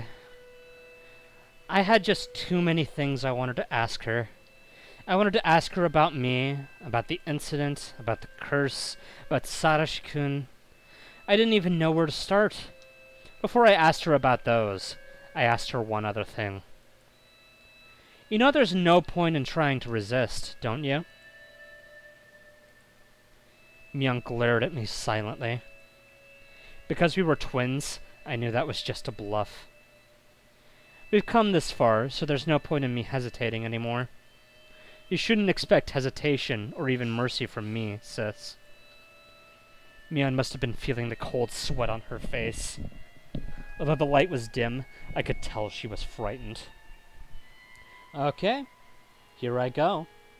First, about the series of mysterious deaths in Hinamizawa, also known as the Curse of Oyashiro-sama. What's the meaning of it? Is it to signify the end of the dam conflict? I think so. Mion sounded a little confused, but she answered. I felt satisfaction now that we were communicating. I continued with a smile. You think, huh? Don't you know the details? You know yourself that the successor is simply a messenger for Granny. Yeah, right. But the successor must know everything the current head is thinking, right? Do you really think I'll believe you're just a messenger? Although I'm always around Granny, I don't always know what she's thinking. It's not like I can understand her all the time. Okay, so you're saying that everything about the Curse of Oyashiro-sama is decided by the hag herself, right? I assume she talked to the successor about it.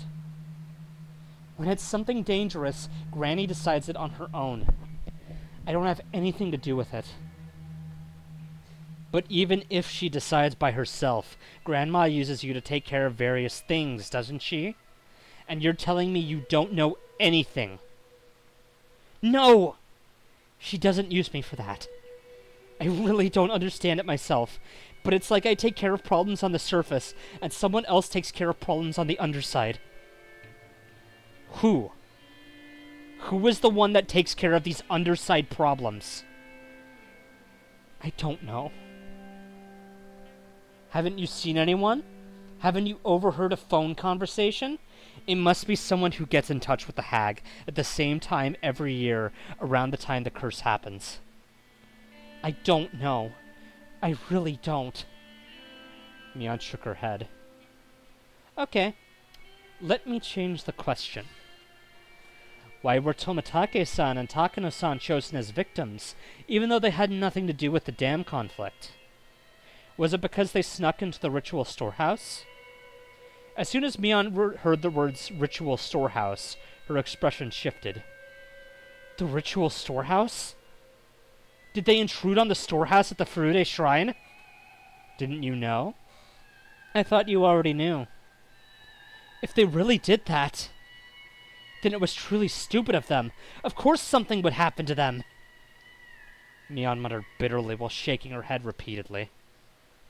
Mion's reaction made me realize the true meaning of the forbidden storehouse for ritual implements. The ritual storehouse is a sacred building, so nobody can go inside. The curse will fall upon anyone who disobeys. That's a typo. Any child would know that rule. However, just because they knew about it didn't mean that they all believed in it. Although they were told they would be cursed, most of the kids actually enjoyed hearing the stories. They simply didn't believe it was true. However, Mion's reaction told me it absolutely was. If they actually did that, of course something would happen to them. She was saying that if someone snuck into the ritual storehouse, that person should be killed. What you know and what I know aren't matching up anymore. Of course I'm aware I shouldn't just waltz into the storehouse, but to be killed in such a gruesome way for doing it? I never knew that. Did you? That's just because you're ignorant about it, Shion. Well, sorry for being ignorant. Could you please explain it to me? Just like you said, the kids don't really believe in the curse. They assume it's just superstition, but they also know that if an adult found out, they'd be in big trouble. But to the elderly people of Hinamizawa, it's something more serious. Mion explained to me how the elderly people blindly believe in Oyashiro-sama and how sacred the festivals are to them. It's probably something the younger generations would never understand, but they're possessed by a very strong, deeply rooted devotion toward Oyashiro-sama. Mion then went on to tell me how sinful it was to violate the rule of the ritual storehouse. I just couldn't believe things like that were still going on even in the modern day. I couldn't even reply appropriately. But even if it was unbelievable, I couldn't ignore what I was hearing from my twin sister.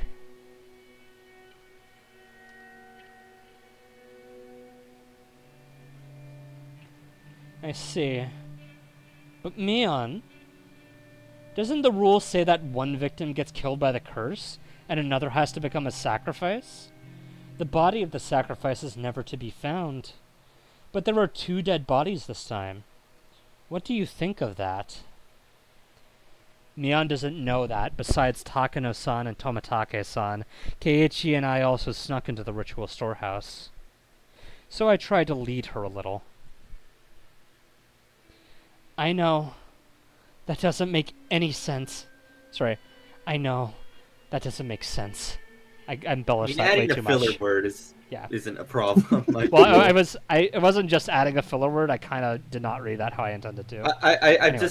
I feel like I fucked up a lot worse and just gone on with it. Maybe Takano-san's burned body wasn't supposed to be found. Maybe the intention was for her to vanish. Or... I'm not too sure, but... What? Just say what you're thinking. I won't get mad. Mion hesitated a little first, then started to speak. Actually, 4 people snuck into the shrine storage, so maybe... Maybe what? Maybe the other 2 will become the sacrifices and get demoned away.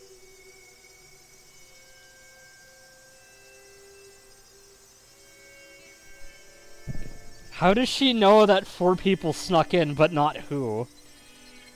That's very confusing.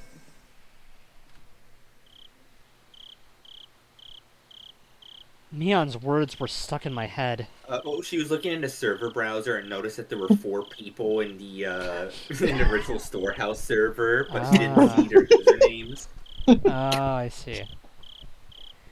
If those 2 dead bodies were the result of the curse, then there should be 2 sacrifices to calm Oyashiro-zama's anger. The 4 of us snuck into the shrine storage together. It was a simple equation. Did that mean Keiichi and I were in danger? I got drunk, fell asleep, and decided to stay overnight. Was that because of the alcohol, or did someone put a drug in my drink? It's not like me to get drunk and spend a night at the hag's house. I wanted to forget about what happened in that eerie storehouse, so I drank too much. But it really was strange for me to get that drunk. Maybe it was a good thing I woke up in the middle of the night. I could have been the one to wake up in a cell. Sometimes it's hard to recognize danger when you avoid it accidentally. A part of me wanted to just laugh at the idea, but another part felt frightened that I was so close to being in Mion's position. If my thinking was correct, I wonder how Keiichi Maibara was doing right now. I didn't see him in any of the cells, but that didn't guarantee his safety. Takano-san and Tomitake-san had been executed. There was a possibility that Keiichi could already be dead. But just like what happened to Satoshi-kun, it might only happen after a few days. When the sun rose, I was going to pretend to be Mion and head to her school. I was going to check if Keiichi Maibara was safe.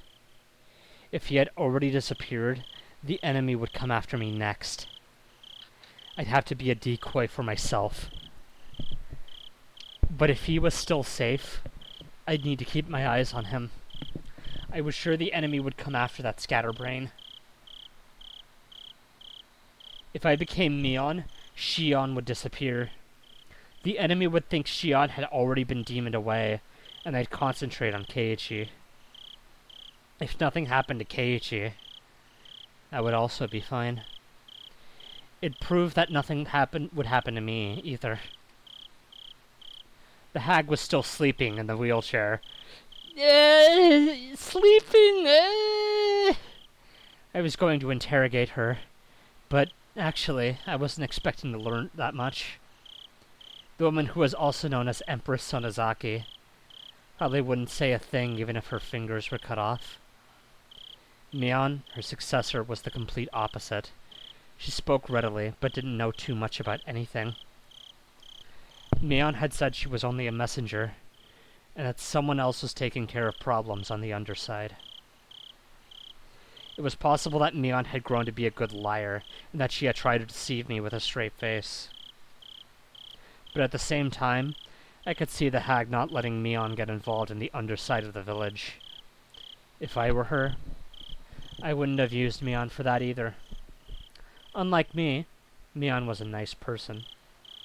While there were the only ones and zeros in the world, she believed there were numbers with decimal points. In other words, she could never be cruel.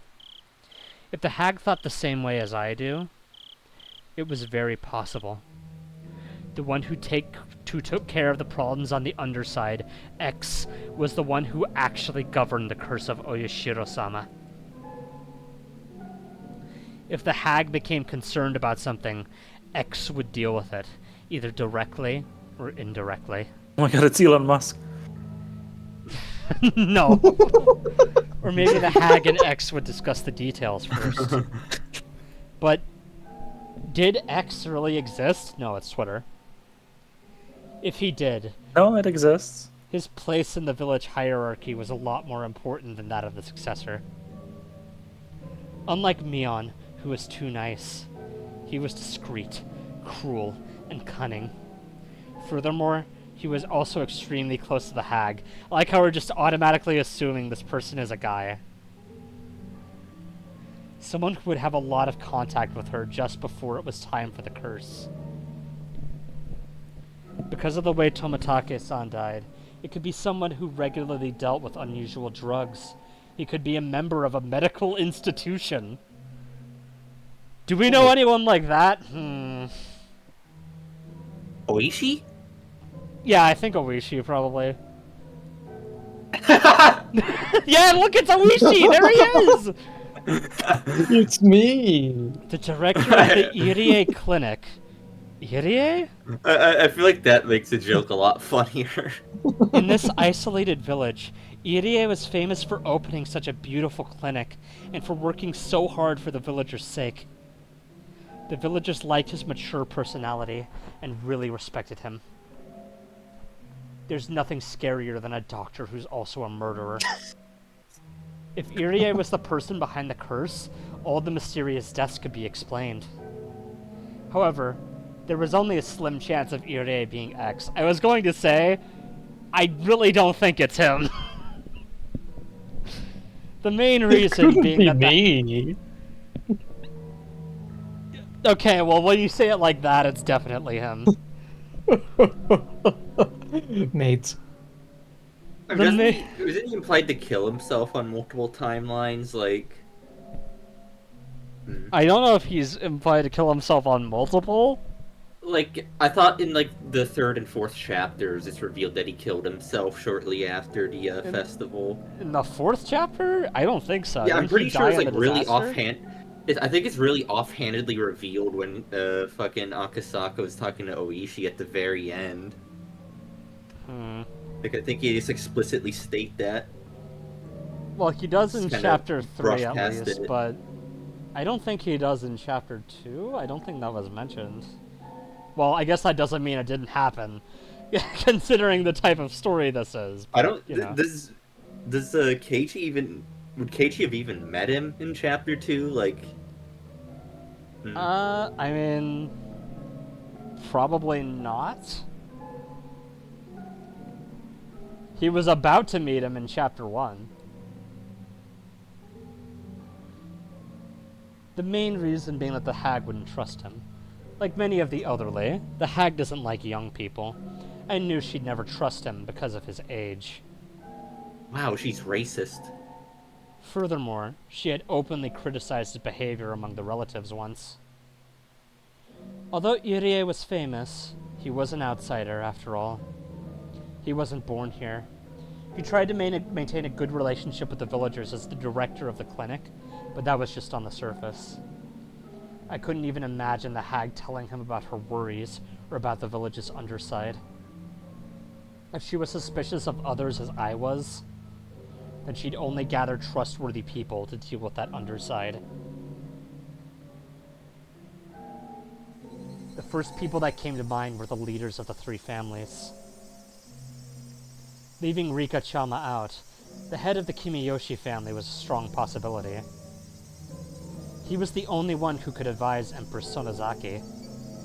They were of a similar age, and everyone knew that they were very close outside of the family councils. Furthermore, as the mayor, he often went to the Sonozaki house just before Watanagashi to discuss festival preparations. I could easily picture them talking privately. The one who executed the curse of Oyashiro-sama, the one who murdered Takano-san and Tomitake-san, the mastermind behind the series of mysterious deaths that have been going on for the past 5 years. Was he coming after me? Did he get to Satoshi-kun? When I thought about Satoshi-kun, I felt elevated. I was fearful of possibly being this year's victim until just a moment ago. I was scared that X was after me. But when I thought about it, I realized, whoever it was, this person had gotten Satoshi-kun. I'd looked so hard, but I couldn't find him. I'd almost forgotten about this enemy. For better or for worse, he was going to appear before me again. No matter how hard I tried, I couldn't find that enemy, but now he was trying to find me. That was it. I wasn't only being chased, I was chasing too. When I realized all this, I was no longer afraid of dying to the 5th year's curse. It had become a game. I wasn't only being threatened, I was threatening too. Now was the time to settle the score for Satoshi-kun. I'm gonna be honest, even if he did show up in person, I don't think you're gonna get him, sport. Don't think that's happening. Now was the time to awaken passions that had grown weak over the past year. I could feel righteous indignation and courage flare up from within me. The only emotion that can defeat fear is anger. When my anger completely overtook my fear, I felt as if I were reborn. Why don't you wake up, Empress of Hags? I kicked her wheelchair rather violently, but that didn't wake her up either. Are you just pretending to be asleep? I grabbed her hair and pulled her head up. But even then, the hag still stayed silent with a straight face. Then I noticed something. I looked for an appropriate torture device. They were all large scale, none of them being particularly handy. That's when I saw a cigarette lighter on a cushion in the tatami room. One of the relatives must have left it there. I lit the lighter. A huge flame appeared. I turned the lighter off and went back to the hag with it. The flamethrower. Can you see it? Can't you see it? This is a cigarette lighter somebody left behind. I lit it in front of her eyes. I'm going to burn your nose now. You don't want that, do you? I wouldn't want it. So why don't you quit pretending to be asleep? There was still no response. I put the flame right under her nose without hesitation. The tip of the flame touched the tip of her nose. The flame must have burned her nose hair. It smelled terrible. I was already certain, but I continued anyway. I brought the flame closer to her eye. Her eyelid didn't move one bit. The flame burned her eyelashes, making it smell awful again. I turned the lighter off and felt her throat and wrist. I didn't feel any warmth. I didn't feel a pulse either. Did she die from the stun gun? There was no way she could pretend to be asleep while being burned. Even if she could endure the pain, anyone would reflexively move their eyelids if a flame came close to their eyes. But she didn't. I turned the sink water on and aimed the end of the hose at the hag's face. The water pressure wasn't too high, but by squeezing the tip of the hose, I could make it squirt out. The water hit the hag in the face, but there was still no reaction. Shit. You've got to be kidding me. She's dead. The one who was at the center of everything is dead now. I knew she wouldn't talk, but I didn't expect her to end up dead. I never even thought of killing her. I walked around the room restlessly. I didn't feel guilty, but instead felt frustrated with what I'd done. Come on. I need to calm down. What do I need to be afraid of? Calm down and stay cool. Calm down. Stay cool. I could feel my brain starting to calm down, and my emotions cooling down with it. She was my true enemy. It was just that I killed her before confronting her about it. Sooner or later, I would have killed her anyway. She wouldn't have said anything in the first place, so there wasn't really a reason that I should have let her live. I didn't realize that until now, and that's why I got frustrated. My revenge for Satoshi-kun started with the unexpected death of my grandmother. That's one way to phrase it! It was such a strange feeling, like I was wearing sopping wet clothes. It's a funny comparison as well. I replaced that feeling with anger. I mean, to be fair, she did apparently try to strangle Shion when she was born, so I can't exactly blame her for not having hard feelings over this. I replaced that feeling with anger. I couldn't forgive her. I couldn't forgive the hag. I couldn't forgive the hag for abusing the Hojo family, including Satoshi-kun, for so many years. She cornered him psychologically as well as physically. She didn't deserve an easy death from a stun gun. I picked up a whip that was hanging on the wall. The whip was designed to make sure the person on the receiving end got seriously injured. I swung it up, and then down. The sound remained of The sound reminded me of when I was a child hitting things with a jump rope. I pretended it was a whip. But unlike then, I'd made a purple mark on the hag's face, and reddish-black blood started oozing out. I swung it up, and then down again. This time, the whip hits her in the head. Her hair flew in the air. I saw a bunch of her hair on the tip of the whip. At the end of the bunch of hair, there was a piece of her skin. Seemed the whip had ripped a part of her scalp off.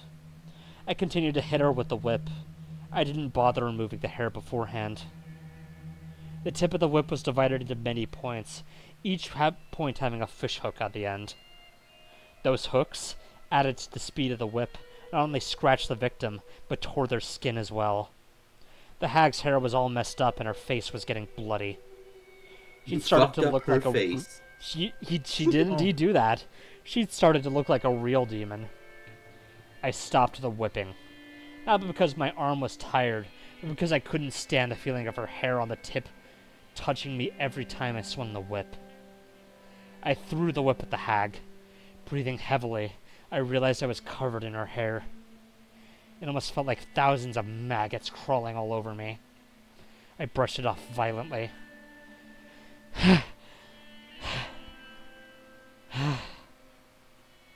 You deserve this, you fucking demon hag. I put my hands on my knees and exhaled roughly. It was then that I noticed it. I perked up and turned around. There it is. The person who had been watching me since I snuck into the shrine storage. Oh! I sensed this person sitting in the tatami room. It enjoyed watching me torture my grandmother. An overwhelming emotion started to swallow me up. I tried desperately not to feel it. How long have you been there? You should have said something. It was just there. Just like Satoshi-kun. It was just there. It was extremely uncomfortable to have it just be there. I see. When it told me. Are you Oyashiro-sama? Please have a Sprite! Please have a Sprite! Please have a Sprite! I smiled boldly. This turns out to be just like some anime girl. And That'd yet, be the funniest twin. I could feel my body shivering. I mean, it's not really outside the realm of possibility. Like, But she it was would be assuming it funny. was a guy, but like, I don't know about that. And yet, I could feel my body shivering. You can't fool me. Are you saying that you're Oyashiro-sama? And that the curse of Oyashiro-sama really does exist? Come on! Who would believe something like that? Huh? It was just my imagination. It couldn't be the curse of Oyashiro-sama.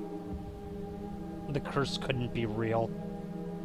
Everything was done by humans. They made everything look like it was a curse. Well, I don't care if you saw what I did. I won't charge you for it. But if you're thinking about interfering, I won't hold back, you know? No matter what I said, nothing happened. It was like trying to communicate with an insect. Also, I do want to go back here real quick. So this whole time, she's been saying I couldn't sense any emotion from it whatsoever, right? I like this line where she says, it enjoyed watching me torture my grandmother. Ugh, that's a fucking line. It was like trying to communicate with an insect, like some sort of Higurashi when they cry. Wow. I felt like I was staring back at a spider. His in the writing is this fire. I felt like I was staring back at a spider in the middle of its web, and the spider was staring back. I turned to the hag in the wheelchair. Just by the way, I do still have the PS3 CGs on, so if there was something different here, you'd see it. If there was like a sprite here or something. I turned to the hag in the wheelchair. I couldn't leave her body here forever. If I don't need to make her death known, then it should be quick, and it's best if a body doesn't exist. Not even in this secret underground torture room. Phew. I exhaled to try to calm myself down. Oh, I remember now. When I was a little girl, Kasai used to love making me feel scared. He often told me scary stories about various horrible things. I recalled his story about the secret torture room of the Sonozaki family. According to the story, there was a well in the torture room for dumping bodies in. There was a pile of tortured corpses at the bottom of the well, and resentful moans could be heard echoing from there. And about halfway down the well, there was a different tunnel, which was a secret passage leading into the distant mountains. That bit was from Mion's telling of the story. I was probably an amalgamation of tellings from different relatives. The room was supposed to be a huge secret, but everyone got loose lips at the chance to have fun scaring the young successor. Mion, do you remember one of our relatives talking about a hidden well a long time ago? There's supposed to be a hidden well somewhere in this underground torture room, and it's connected to a secret passage. Did you hear some noise earlier? That was me whipping the hag. Mion didn't reply, but I saw her bite her lip. Don't worry, I won't whip you. But if you don't cooperate, I might punish her some more. Next time I won't use a whip. Down at the end, do you see a cell in the darkness? It's in there. Mion pointed weakly. I walked down to where her finger indicated. A light bulb lit up the cell. It was a lot smaller than the one Mion was in. It was very shallow, and I didn't even need to open the door to see how tiny it was. Of course there's no well in here. I became angry, assuming she lied to me. But after considering it, I didn't actually think she would at this point. I opened the door and walked in. I noticed something immediately. There was an opening right in the middle of the cell. This opening was naturally disguised. The way the rocks and shadows were positioned perfectly hid the well. The tip of a rock inside of the cell concealed the entrance. Unless you went in, you never notice. But it was such a shallow cell that nobody would even think of going in. Besides, the bars allow you to see the inside well enough. Get it? Well enough? The cell is not even a few meters deep, so it would only take a glance to see everything. Nobody would think of unlocking the door and walking in. But walking in was the only way anyone could find the well. Furthermore, there were many cells in this huge cave. Who'd think that one of them was hiding a secret well? The inside of the well was dark. I couldn't see anything. But every little noise I made produced echoes. I could tell this was a very deep well. I'll be back in a minute. Feel free to continue, though. Okay. I brought a flashlight from the torture room and shone it down the well. It almost looked more like a vertical tunnel. Obviously a man-made one, at that. There were wedges on the wall, like a ladder, and they looked as if they were inviting me to descend. It's kind of ironic that the secret escape group from an underground torture room ended up being a well that takes you even further down. You had no way of knowing whether it would take you to freedom or to hell. Furthermore, there were the tortured bodies of past victims at the bottom. Who would be able to go down this well without hesitation? Nobody in their right mind could go down this well looking for Nobody in their right mind could go down this well to look for a secret tunnel, hearing the voices of the dead all the while. Have you ever gone down that well, Mion? I've never even wanted to. Too bad. I feel the same way. Why would I go down the well where they toss the victims of this torture room? I went back to the torture room and returned to the cave, pushing the wheelchair containing the hag. Mion screamed. Shion! Are you going to push Granny down the well? No, I'm not. I'm just dumping her body. She's dead. Rest assured, I didn't torture her to death. It was probably the stun gun. Maybe her heart failed. I could just leave her body here, but I don't want it to rot, you know? How could you? Hey, do you want to take care of her even now that she's dead? Maybe you can use chopsticks to pick maggots off her body. Huh? Mion covered her ears and shook her head. Everything I said seemed to bother Mion. Her own life wasn't guaranteed at this point. Shion, why did you do this? Let's see. Why do you think? Nobody said anything for a while, but the silence was soon broken. Satoshi? Is this revenge? I don't know if it was really revenge, since it happened so quickly. I'm sure she died without even feeling a thing. Hey, Mion, now that I think about it, I did have a reason to kill Grandma. Do you know what it was? It wasn't just because she killed Satoshi-kun. It's because she lied. I slapped the hag's head. You said it too. You told me that if I ripped out my nails, she would forgive everyone. That's why I ripped out 3 of my nails. I did what you told me to, right? But she didn't keep her promise. She made Satoshi-kun disappear. Why? What was that for? I continued to slap the hag's head. Her blood was all over my hand by then, and it felt gross. I tried to wipe it off on her clothes, but then her hair got on my hand. I ran to the sink in the torture room and washed my hands with a brush. I almost said my torture room, already getting possessive. When I was done, I went back to Mion's cell. Oh yeah, by the way, Sagi, you missed this wonderful line.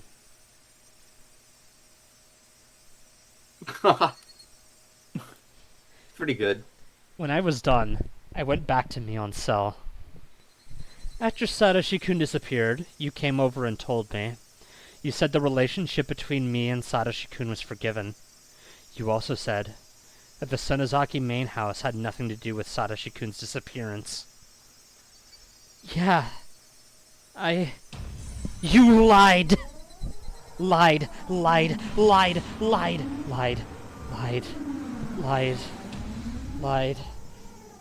My shouts echoed throughout the cave. I was breathing heavily. It felt like I used up all the air in my lungs. I believe you don't know anything. You aren't even sure if the old lady actually trusted you. But I don't know if she forgave Satoshi-kun because of what I did. She wouldn't have told you the truth. The hag didn't keep her promise. She said she'd forgive everyone, but she lied. She didn't forgive. She didn't forgive Satoshi-kun. Liar. Damn it! It's on fire! Damn it! Give me back Satoshi-kun! I want him back! I want him! I kicked the hag's legs repeatedly. Each time I kicked, the wheelchair made a squeaky noise. I ran out of breath and kneeled down. Mion was still covering her ears and was now shaking. There were tears in her eyes. Sorry to scare you. Sorry about that. If you really don't know, I won't torment you. Don't worry. But if you were ever lying to me, well, you'll have to accept whatever comes your way. You know what I mean?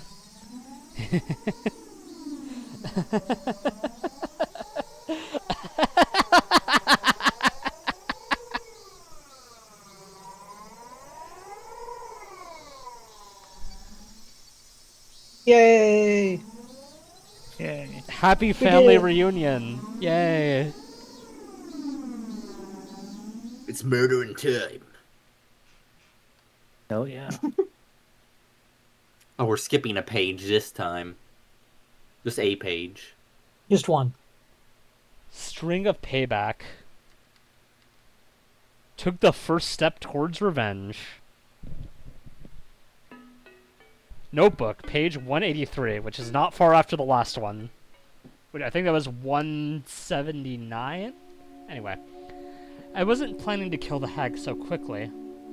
I was going to kill her anyway, but it was too soon. People would normally assume that the Sonozaki family operates as a hierarchy, but that's not true. It's actually more like a system of government. Several ministries stem from the main family, and each forms a hierarchy of its own. These ministries don't communicate with one another. The people who belong to a given ministry don't know what the other ministries are doing. That way, the Sonozaki family's dealings are kept perfectly secret. Of course, the most important people in the family govern several ministries. They know, of course, about their own ministries. And they know a little bit about the ministries their relatives run. But none of them know everything.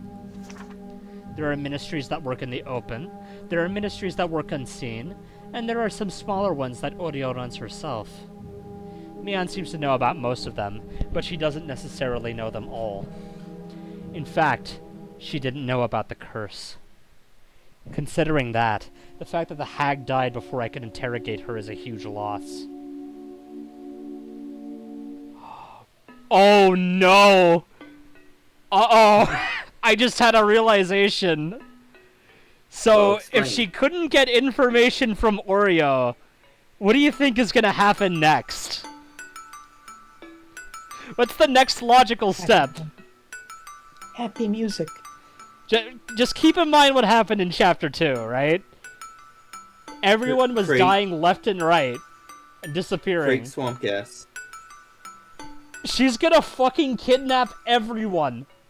Oh my god. Holy shit, that's fucking insane. Yep, and we're starting with Kimiyoshi, of course. The head of the Kimiyoshi family was the one who called the main house the most often after the 5th year's curse. My father called the second most. My parents were still high in the hierarchy, but the stir caused by my mother's disavowalment still hung over us, so we got treated as outcasts. So the fact that my father received so many calls proved how much the hag valued us despite the distance at which we were kept, demonstrating her two-faced respect for both sides of the coin. My father seems to be in charge of the intelligence bureau. He reported police information, gossip, rumors going around in the Yakuza business to the hag. He silences, stirs, and distorts that information at her request. By the way, my servant Kasai is an old friend of my father's. That must be why Kasai knows so many things. I like... She's writing this in her journal, so why is she like, by the way? Well, maybe she expects that she's gonna die at this point. I don't know. What was the, did also, we see some something people like that when I just was streaming Village the other day? Also, to be fair, some people just write their diaries like they're having a conversation with themselves. It's not that unusual, I don't think. I feel like it would be. Like, I don't think people would write, like, ellipses in their journal under, like, normal circumstances, is, like, one thing. Okay, but it's Ryukishi, so it's okay. Also, He to be fair, this is loves ellipses. Also, to be fair, this is the first ellipses in this entire thing. Yeah, okay, wait, there's one ellipses here. To be fair, a lot of the other notebook entries have also had ellipses, so I mean... I don't think it's that unusual. But I don't know if my father is involved in the curse's execution. My assumption is that although he gathered information on the police investigation about the case, he wasn't involved in the execution itself. The fact that my father and the hag have this close connection isn't widely known. People know that she uses his information network, but they don't look very far beyond that. In the same way, it's possible that a curse execution team exists under the hag's direct control. People just aren't aware of it.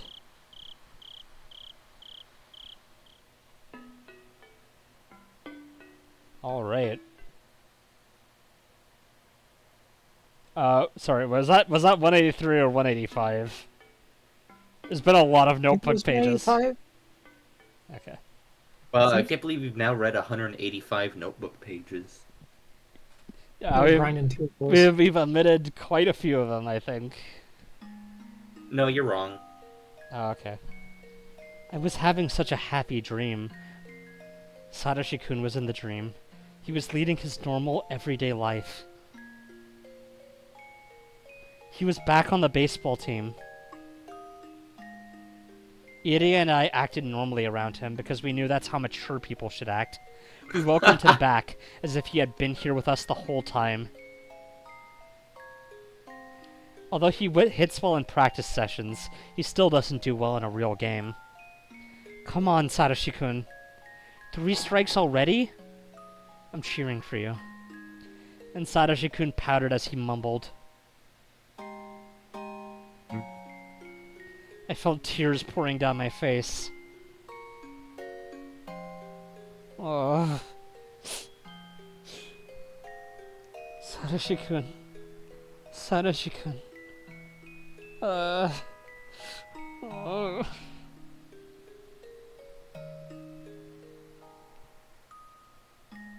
The happy dream faded out with my sobs. The harder I tried to focus on it, the faster it faded.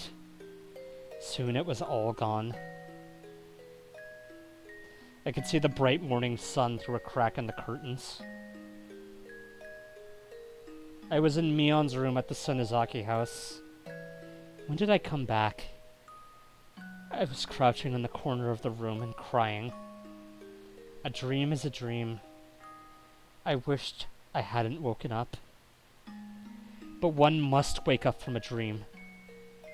We live in a world where there are no dreams, and that's why we always wake up. We live in a society. Oh. But I wasn't sure if I was the only one dreaming that dream, because I felt like Satoshi-kun was right beside me. Satoshi-kun? Did you come back? There was no reply. That was the rule. If it was Satoshi-kun, I wish he'd smile at me just once. But Satoshi-kun's presence faded away as if he were never there to begin with. I heard the phone ring by the front door. Ah, that's right. I was the only one in the house now. I had to answer it. I got up to walk to the front door. I felt unsteady, so I put my hand on the wall to support myself. I hardly got any sleep. It was like I had a bad cold. Did anyone ever have a good cold? Had Yes. some awesome colds when I was like in school, and I didn't have I had to a go to radical school. cold once. It was pretty sick nasty. I was guess the 90. highlight of having a cold is that you get to like absolutely guzzle NyQuil, and that's like some amazing sleep right there. So, I can see it. I think that my main memory of NyQuil is like my mom gave me too much, and then I had a hangover from NyQuil because it Is had that a like thing that can alcohol in it. happen? Guys, the phone's ringing. The phone And then, like- continued to ring. And then like she made me go to school anyway, even though I was hungover from NyQuil. It's not the time for NyQuil. It's time to answer the phone. That's just Shion talking to herself. I Let's remember go. this one time we got hung over on NyQuil. I probably didn't have to answer it, actually. But I was still half asleep, and all I could think of was answering the phone. Hello, Sonozaki residence. I don't think we decided on this one. He's showing up so Sorry little. to call you so early. It's Kimiyoshi. Is your grandma still sleeping? It was Uncle Kimiyoshi. She is, yes. I guess she's still tired from yesterday. I think I'll let her sleep in. Yeah, you probably should. Mion-chan, you're going to school, right? Gonna leave a message with you. Sure. What is it? Let's see. There will be an emergency meeting regarding the incident from yesterday. It'll be at the Shrine's Assembly Hall starting at 5 p.m. Did you get that? Yes. I'll give her the message. As soon as I put the phone down, it rang again. Hello, Sonozaki residence.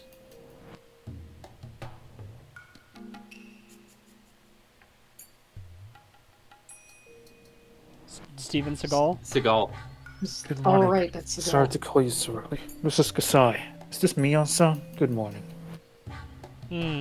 Kasai-san. Good morning. Is Shion-san still there? I wasn't panicked, but I hesitated. I could tell him no, or I could play both Mion and Shion. Shion was washing her face just now. I'll get her for you. I decided to play two parts. Now, I think this is probably a divergence. Because I don't think she would have played it with Kasai like she did with, I decided to play two parts. I went back and forth down the hallway and picked up the phone again. Kasai? Morning. Good morning, Shion-san. Are you going to school today? Of course not. I feel miserable. I kind of expected that. By the way, how are you getting back to Okinawa? Can I have someone come pick you up? I think I can get a ride from Uncle Kimiyoshi or somebody else. Don't worry, I'll figure something out. Your father told me to make sure you go to school often enough. I'd appreciate your cooperation. I'll go when I feel like it. By the way, Kasai, did you hear? What about? You know, the incident from last night. Yes, I have. I'm truly horrifying. That was a Segalian line rate if I've ever heard of one. Yeah. All the past victims were war criminals from the dam conflict, right? But it's different this year. What do you think about that?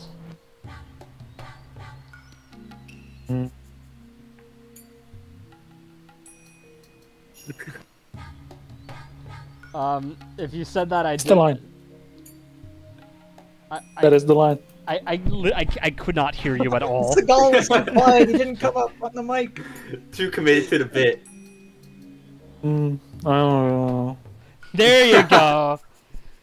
Kasai wasn't the type to talk too much.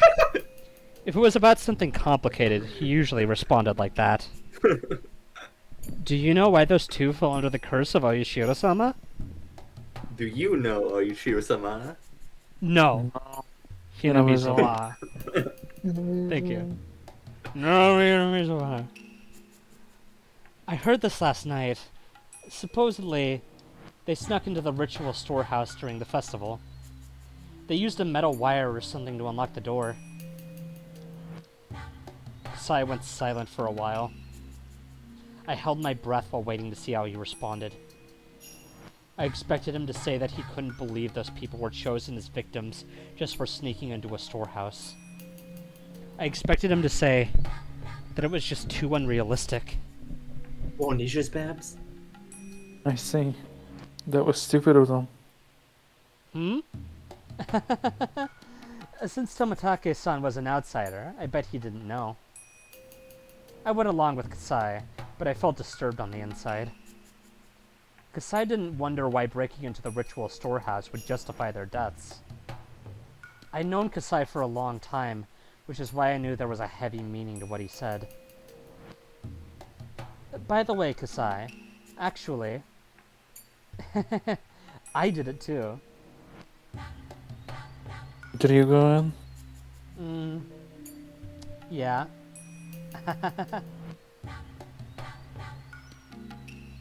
You went into the ritual storehouse, Shion-san?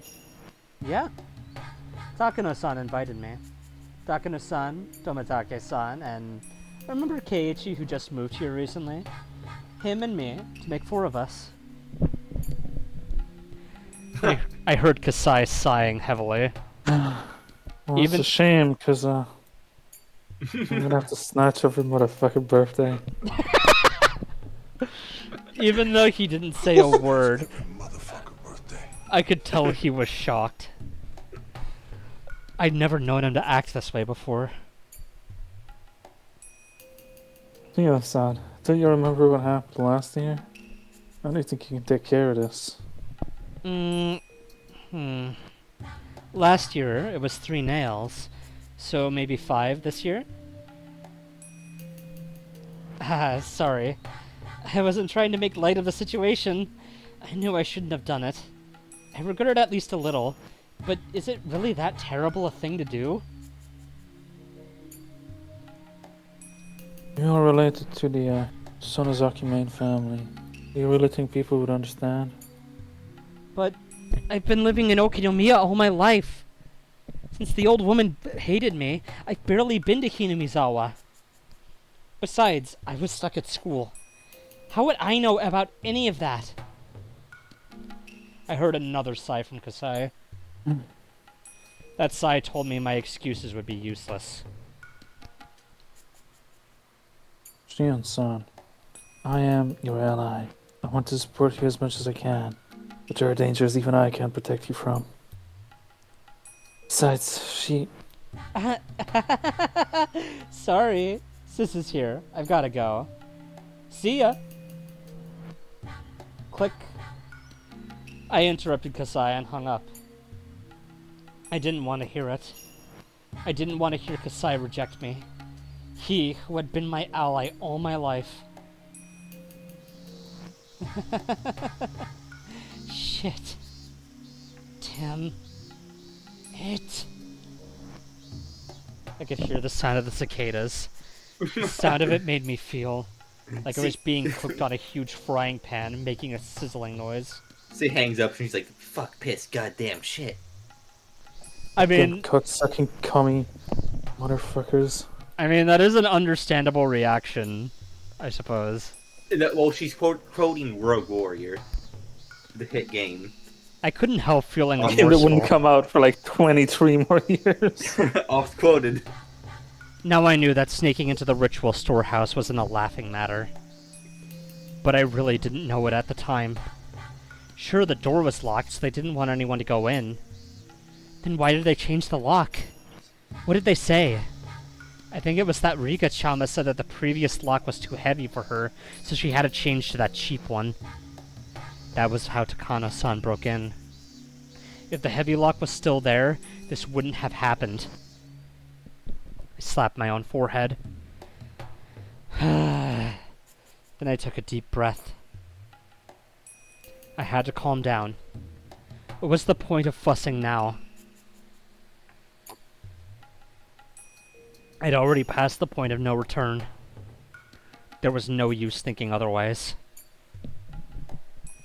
The hag was already dead. Even if she wasn't, she was now at the bottom of the well. Therefore, it was already past the point where I could just cut my fingers off in apology. I felt so unstable. I'd walked on the fence around the swings at the park before, as if I was standing on the tightrope. It was fun because even if I fell, it was only a very short distance. But it wouldn't have been fun if I were up really high. At that very moment, I was in fact already on a tightrope that was a lot higher than the fence at the park. As soon as I took a step, the rope behind me would vanish. I couldn't step back because there was nothing behind me.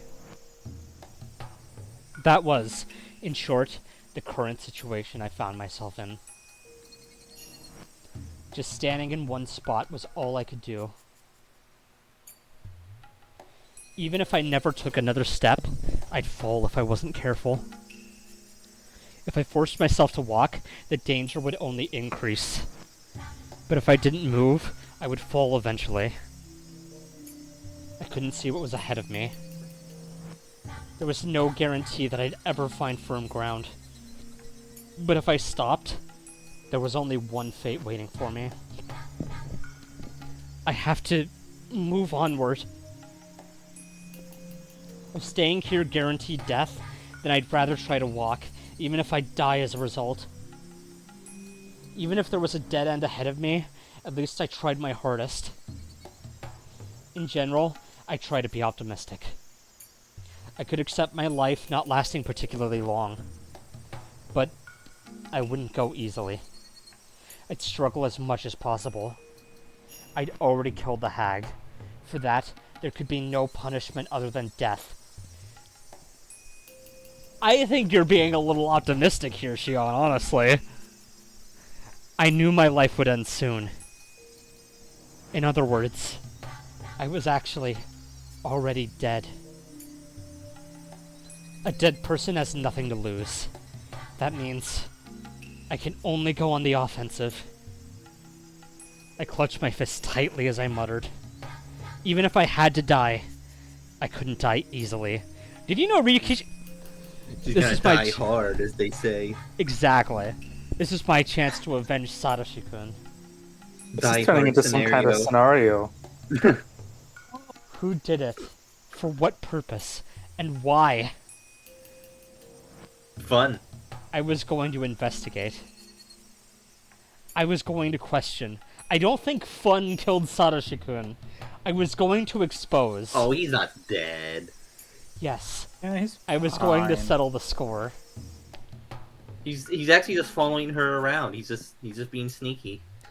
I'd carry out the plan I came up with yesterday. I could hide the hag's death somehow. All I'd have to say is that she hadn't been feeling well since Watanagashi. I could do it all while pretending to be Mion. Just in case her friends at school became suspicious, maybe I'd start telling them I hadn't been feeling well either. In fact, I did feel groggy from my lack of sleep. When I became Mion, Shion would automatically disappear. I'd already told Kasaya that I'd snuck into the shrine storage, so he'd probably end up telling people that I was demoned away due to the curse of Oyashiro-sama. The last person I'd have to think about was the fourth one who snuck into the ritual storehouse, Keiichi Mayabara. Maybe I can use him as bait to lure out the enemy. Sorry, Kei-chan. You're going to be my bait. I felt a little bad, since I was starting to like him. With all that figured out, let's go to school. I'd gone to school as Mion before, so I knew how things worked. It was almost time to leave the house. Oh yeah, she did go to school once, remember that, guys? And it went so well. That went great. That went great. That was good. Yeah. Hey, Chan. You're late. You waited? You should have just gone on ahead. I feel like she did actually say this in chapter 2, so... Hey, Mion, your face is red. You're breathing heavily, too. Yeah, I'm pretty sure this is the exact same conversation. Chan, are you feeling well? Are you not feeling well? Rena put her hand on my forehead. Rena, your hand is pretty cold. Chan, you're a little bit warm. It's no big deal. Give it half a day and I'll be as fit as a fiddle.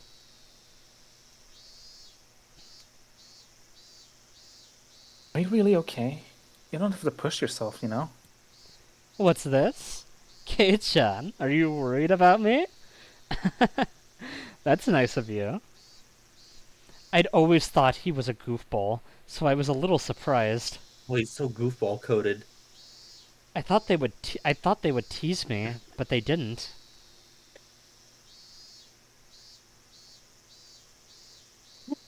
I just think you shouldn't push yourself so hard. We can tell the teacher you had to take the day off. I'm fine. I took some medicine. I think it's already working. Okay, well, let's go. Don't overdo it. But of course, there's the time. What? We need to run or we won't make it. We'll make it. You gotta put the bread in your mouth, Retta. Thank you. Jesus Christ. That's the sound you make when you eat bread. The classic bread eating noise.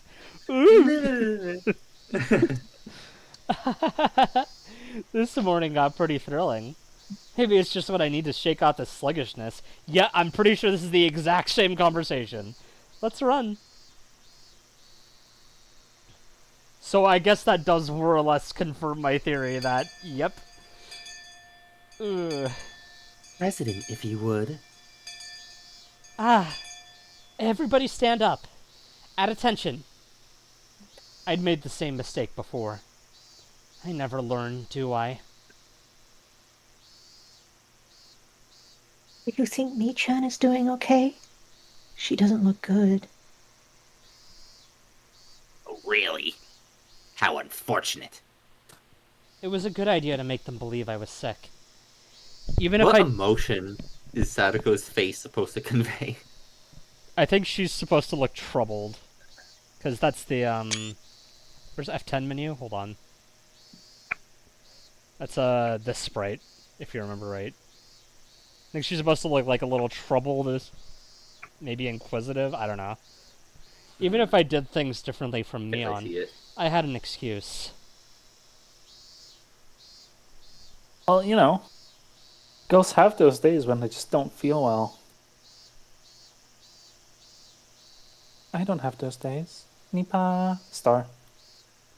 Neon's friends kept Does each she other know? occupied and left me alone.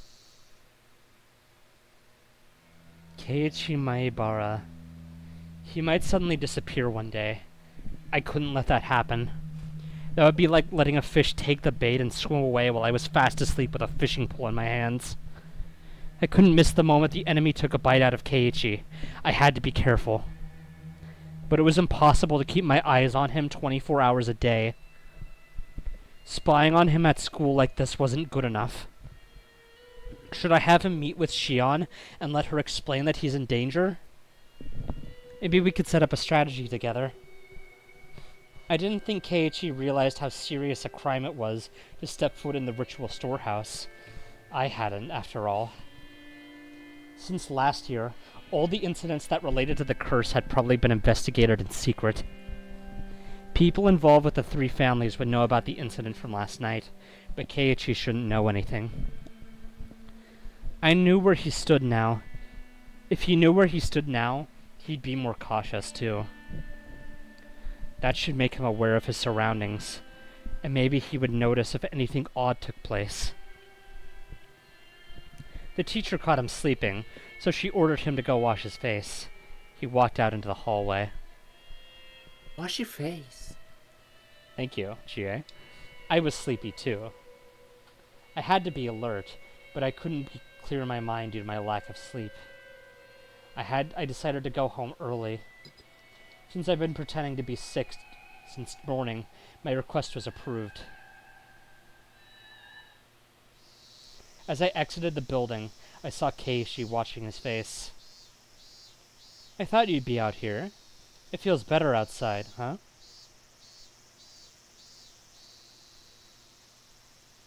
Ugh. Neon? Out of order, but whatever. It's fine. No cutting class now. It looked like it felt refreshing for him to wash his face with cold water. I washed my face, too. But it didn't feel as good as it looked. Neon, how's your cold doing? You're sleepy because of the medicine, not from lack of sleep, yeah? Actually, this is a secret, but after the festival yesterday, I got wrapped up in the party my relatives were having.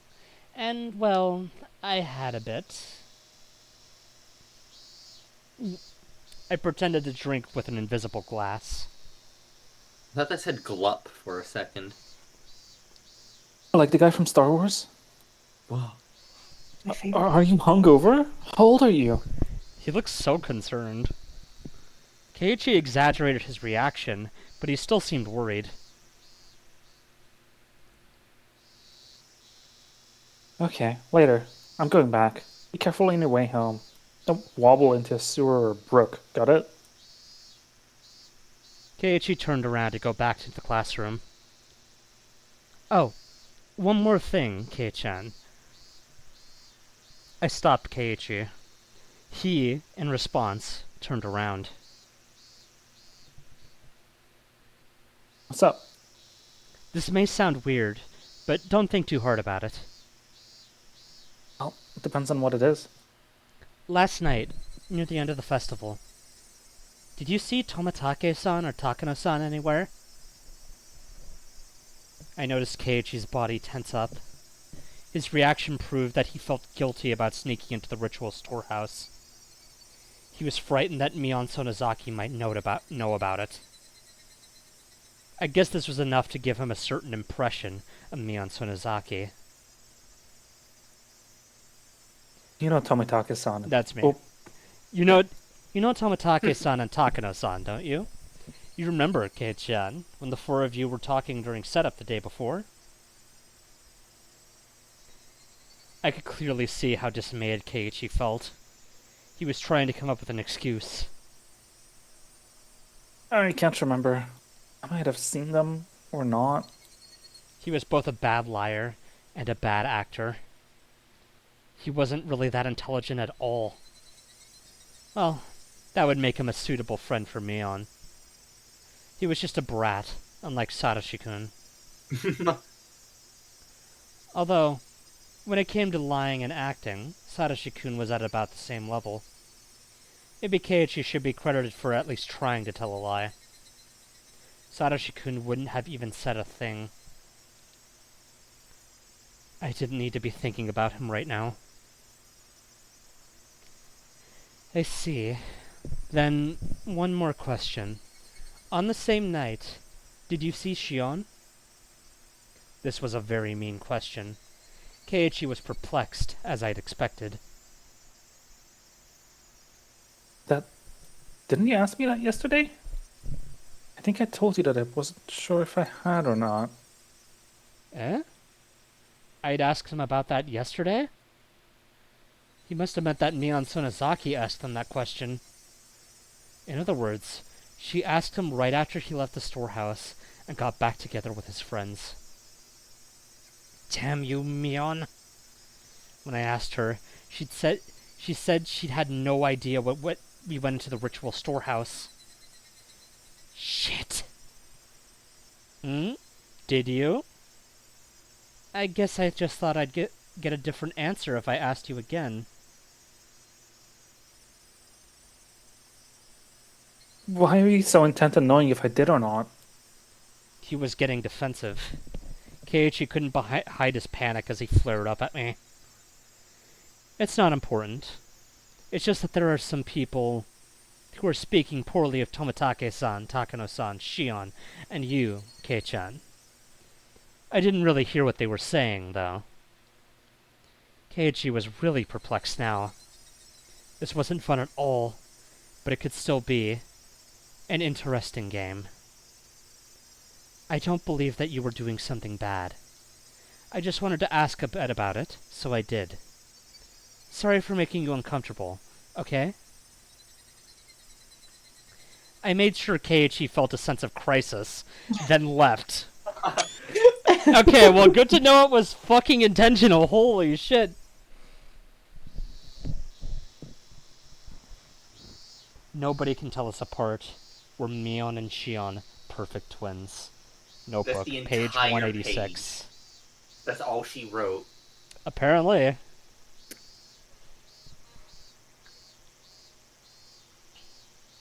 When I returned to the Sonozaki house, I saw a woman with an apron on. It was a housekeeper. Her name was Shimiko-san. The hag had a few housekeepers who took care of the chores around the house. I wonder, does she have a spray? Nope. Nope. Okay. Who wants Shimiko-san? Mion-chan, I'm glad you're here. Hey, Shimiko-san. Can I help you? Today was her turn to come help out at the house. She'd arrived, but the gate was locked and she couldn't get in. She'd called, but there was no answer, so she had just been standing there, not knowing what to do. Something must have happened to Granny at the festival. She's been in an evil mood ever since last night. I see. Shimiko-san tried to remember if she had done something wrong. She isn't ignoring you, she's just sleeping. She was up until very late, so I bet she can't wake up yet. You know how she is, right? When she gets into this mood, it'll take a long time for her to be happy again. Yes, that's too bad. I think it might be better if you don't show up for a while. Even if you don't mean to upset her, Granny might take it the wrong way. Just let me take care of it. I see. Are you sure? I'm very grateful, though. Sorry to make you do this, but could you let the other housekeepers know that they don't need to come for a while either? When Granny feels better, I'll give you a call. So let's just leave her alone for now. Shimiko-san bowed, then left on her bicycle. Anyone who had ever experienced Granny's wrath would understand. I headed into Mion's room, set her alarm clock for 2 p.m., and crawled into her bed. I needed to recover quickly. I had to be sharp, calm, and cool-headed. School should be out by 2 p.m. Maybe I'd get in touch with Keiichi. I'd have to call him. There would also be a staff meeting at the Furude Shrine Assembly Hall in the evening. All the leaders of the 3 families, their relatives, and the town council members would gather at this meeting. They were all authority figures in Hinamizawa. I'd be attending in the place of the hag, who was sick. I'd worry about the rest when I got there. People shouldn't notice that Mion and the hag were missing for a long time. I didn't need to worry, as I had plenty of time. I checked the alarm once more, then fell asleep as if someone switched me off.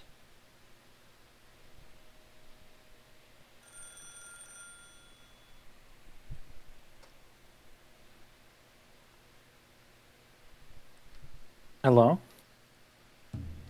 Ah, this is Sonozaki. Well, the younger one. Hello? Do you have time to talk right now? Shion? I thought you'd be sleeping in today with a hangover, same as Mion. What? My sis had a hangover? That's so like her. Keiichi had no idea that the Mion he saw earlier was actually me.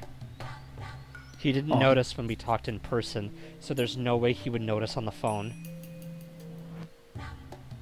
I never knew that playing 2 roles would be so much fun. To feel such enjoyment in this game of life or death, maybe I was getting used to this situation. Or maybe my senses had gotten numb. Whoops. Sorry. My parents are waiting for an important call, so I can't talk for too long. What do you need? There's something I wanted to talk to you... What? Sorry. There's something I wanted to talk about. But if we can't talk long, I guess that's it. Then how about we meet in person? If you could show me where the library is too, that would be great. You mean the public library near the station? Yes, that's fine. I go past there on my way to work anyway. We decided to meet in Okinomiya.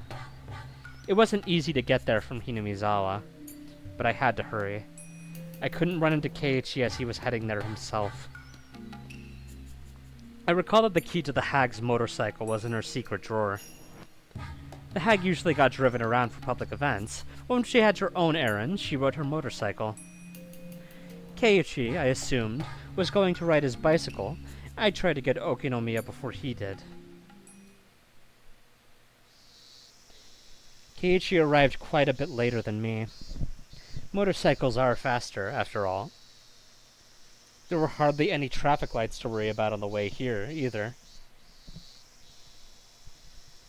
Wow, Mion never keeps her appointments. I mean, honestly.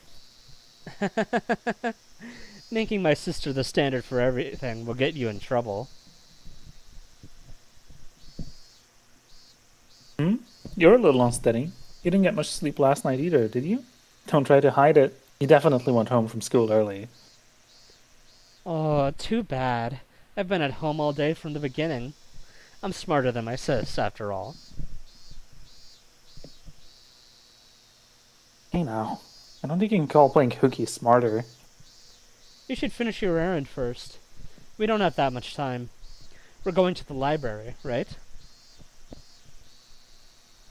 Yeah, thanks. My mom had to return some books by today. Is the library far? No, it's right nearby. I meant it when I said we didn't have much time. I had to hurry a little. I was just going to talk to him on the phone, but I ended up coming all the way to Okinomiya. After our talk, Keiichi would slowly head back to Hinamizawa on his bicycle. I'd have to rush back there while making sure I didn't run into him. Otherwise, I couldn't make it on time for the meeting. Maybe I could be a little late, but since I needed to hear everything they were going to discuss, I didn't want to be. This was the Shishibone Public Library. It was sizable, filled with a collection of moldy, smelly books. But they did have air conditioning in my car, and it was quiet. It was the perfect... Why was where are the books in the library moldy? You know, Just you the got, AC's on. you got grimoires, you got library. tomes, you got Well, it's like 100 encyclopedias. more, that's like 100 more XP per level. Oh, Wow. Keiichi can knock out the grind in 2 nights. Oh my god, 2 nights? I really unironically wasn't even thinking of that when I said that. I just like the words grimoire and tome. Casey is gonna get a peasant's chest. Look out. But they did have air conditioning, and it was quiet. It was the perfect place for when you wanted to be alone. Quiet. It's quiet. After Sadashi-kun disappeared last year, I came here a lot to think about various things. This was where I first met Takano-san. I didn't want to run into her with Keiichi in tow, but then I remembered she was already dead. The first floor of the building was occupied by government offices. The library itself was on the second floor, so we had to walk up a huge staircase to get there. I tasted cool air on my skin as soon as I walked through the automated door. Unlike outside, it was very quiet in here. The room temperature was both comfortable and suitable for books. I could smell the scent of old pages.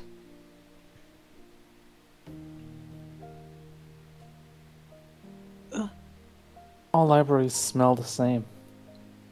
True that, Why does brother. he say this? It's true. He's truking. Aliens are a stickler for rules. If you can't accept that he's truking, then get out of my face. Keiichi walked up to the return table after he said so. Because it was a weekday, there was hardly anyone around. It really was very quiet. I was going to chat about some ordinary things, and then move on to the main subject. After Keiichi returned to the books, I invited him to the inner section of the library. Keiichi knew Mion well, but he didn't know me at all. He showed an interest in our life story. This is exactly where Takano-san told me about the true history of Hinamizawa a year ago. I was about to tell Keiichi about things that were very similar to that. Did God have a sense of irony? Why did you mention it? The toy store looked like it was managed by relatives as well. Does that mean they operate Angel Mort too? I told him the reason why the Sonozaki family was so powerful in this area. I assumed that since Keiichi came from the city, there was a good chance he couldn't even begin to understand how one old family could literally control an entire area. Unless I explained to him how powerful the Sonozaki family was, he wouldn't understand what kind of danger was barreling toward him. The family is particularly strong in finance and real estate.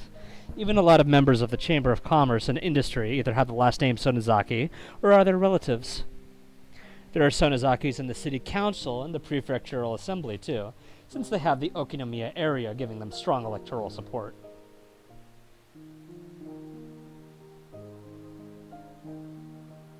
Wait a minute. This is all escalating pretty quickly. Your relatives operate shops in downtown Okinomiya and they're especially strong in finance and real estate? On top of that, a lot of people in the Chamber of Commerce and Industry are relatives, and there are even some elected to local offices.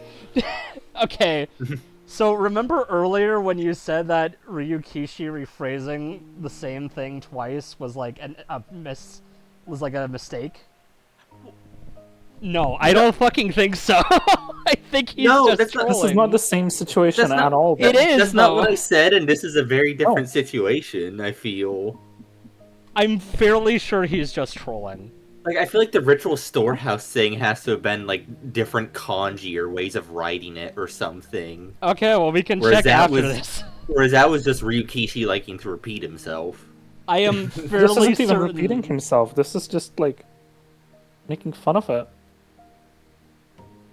What are you talking about? He just repeated himself. No, Shion says it in a different order. The order is important. Oh. Keiichi counted with Saying, his like- fingers. Oh yeah, I have some relatives that run a few local shops, and they also run the local politics scene. Oh, and they're also in the Japanese National Chamber of Commerce and Industry. Like, that's fucking insane. Is what he's saying here. Yes. That's not rephrasing what Shion said, though. Kind of That's is. his reaction to it. Keiichi counted with his fingers. He was clearly surprised to hear all that about this, oh my god. He was clearly surprised to hear all that about the Sonozaki family. It seemed he was flexible enough to accept something. It seemed that he was flexible enough to accept even something that sounded outrageous to him. He was starting to understand things, although slowly. The way he viewed Sono... Oh my god, okay. Maybe this is a good time to call it. Since we're almost at time anyway. Alright, we can go look at the kanji now. I think I did not screenshot the kanji though, so... goodbye, YouTube. I'm gonna go look at kanji now.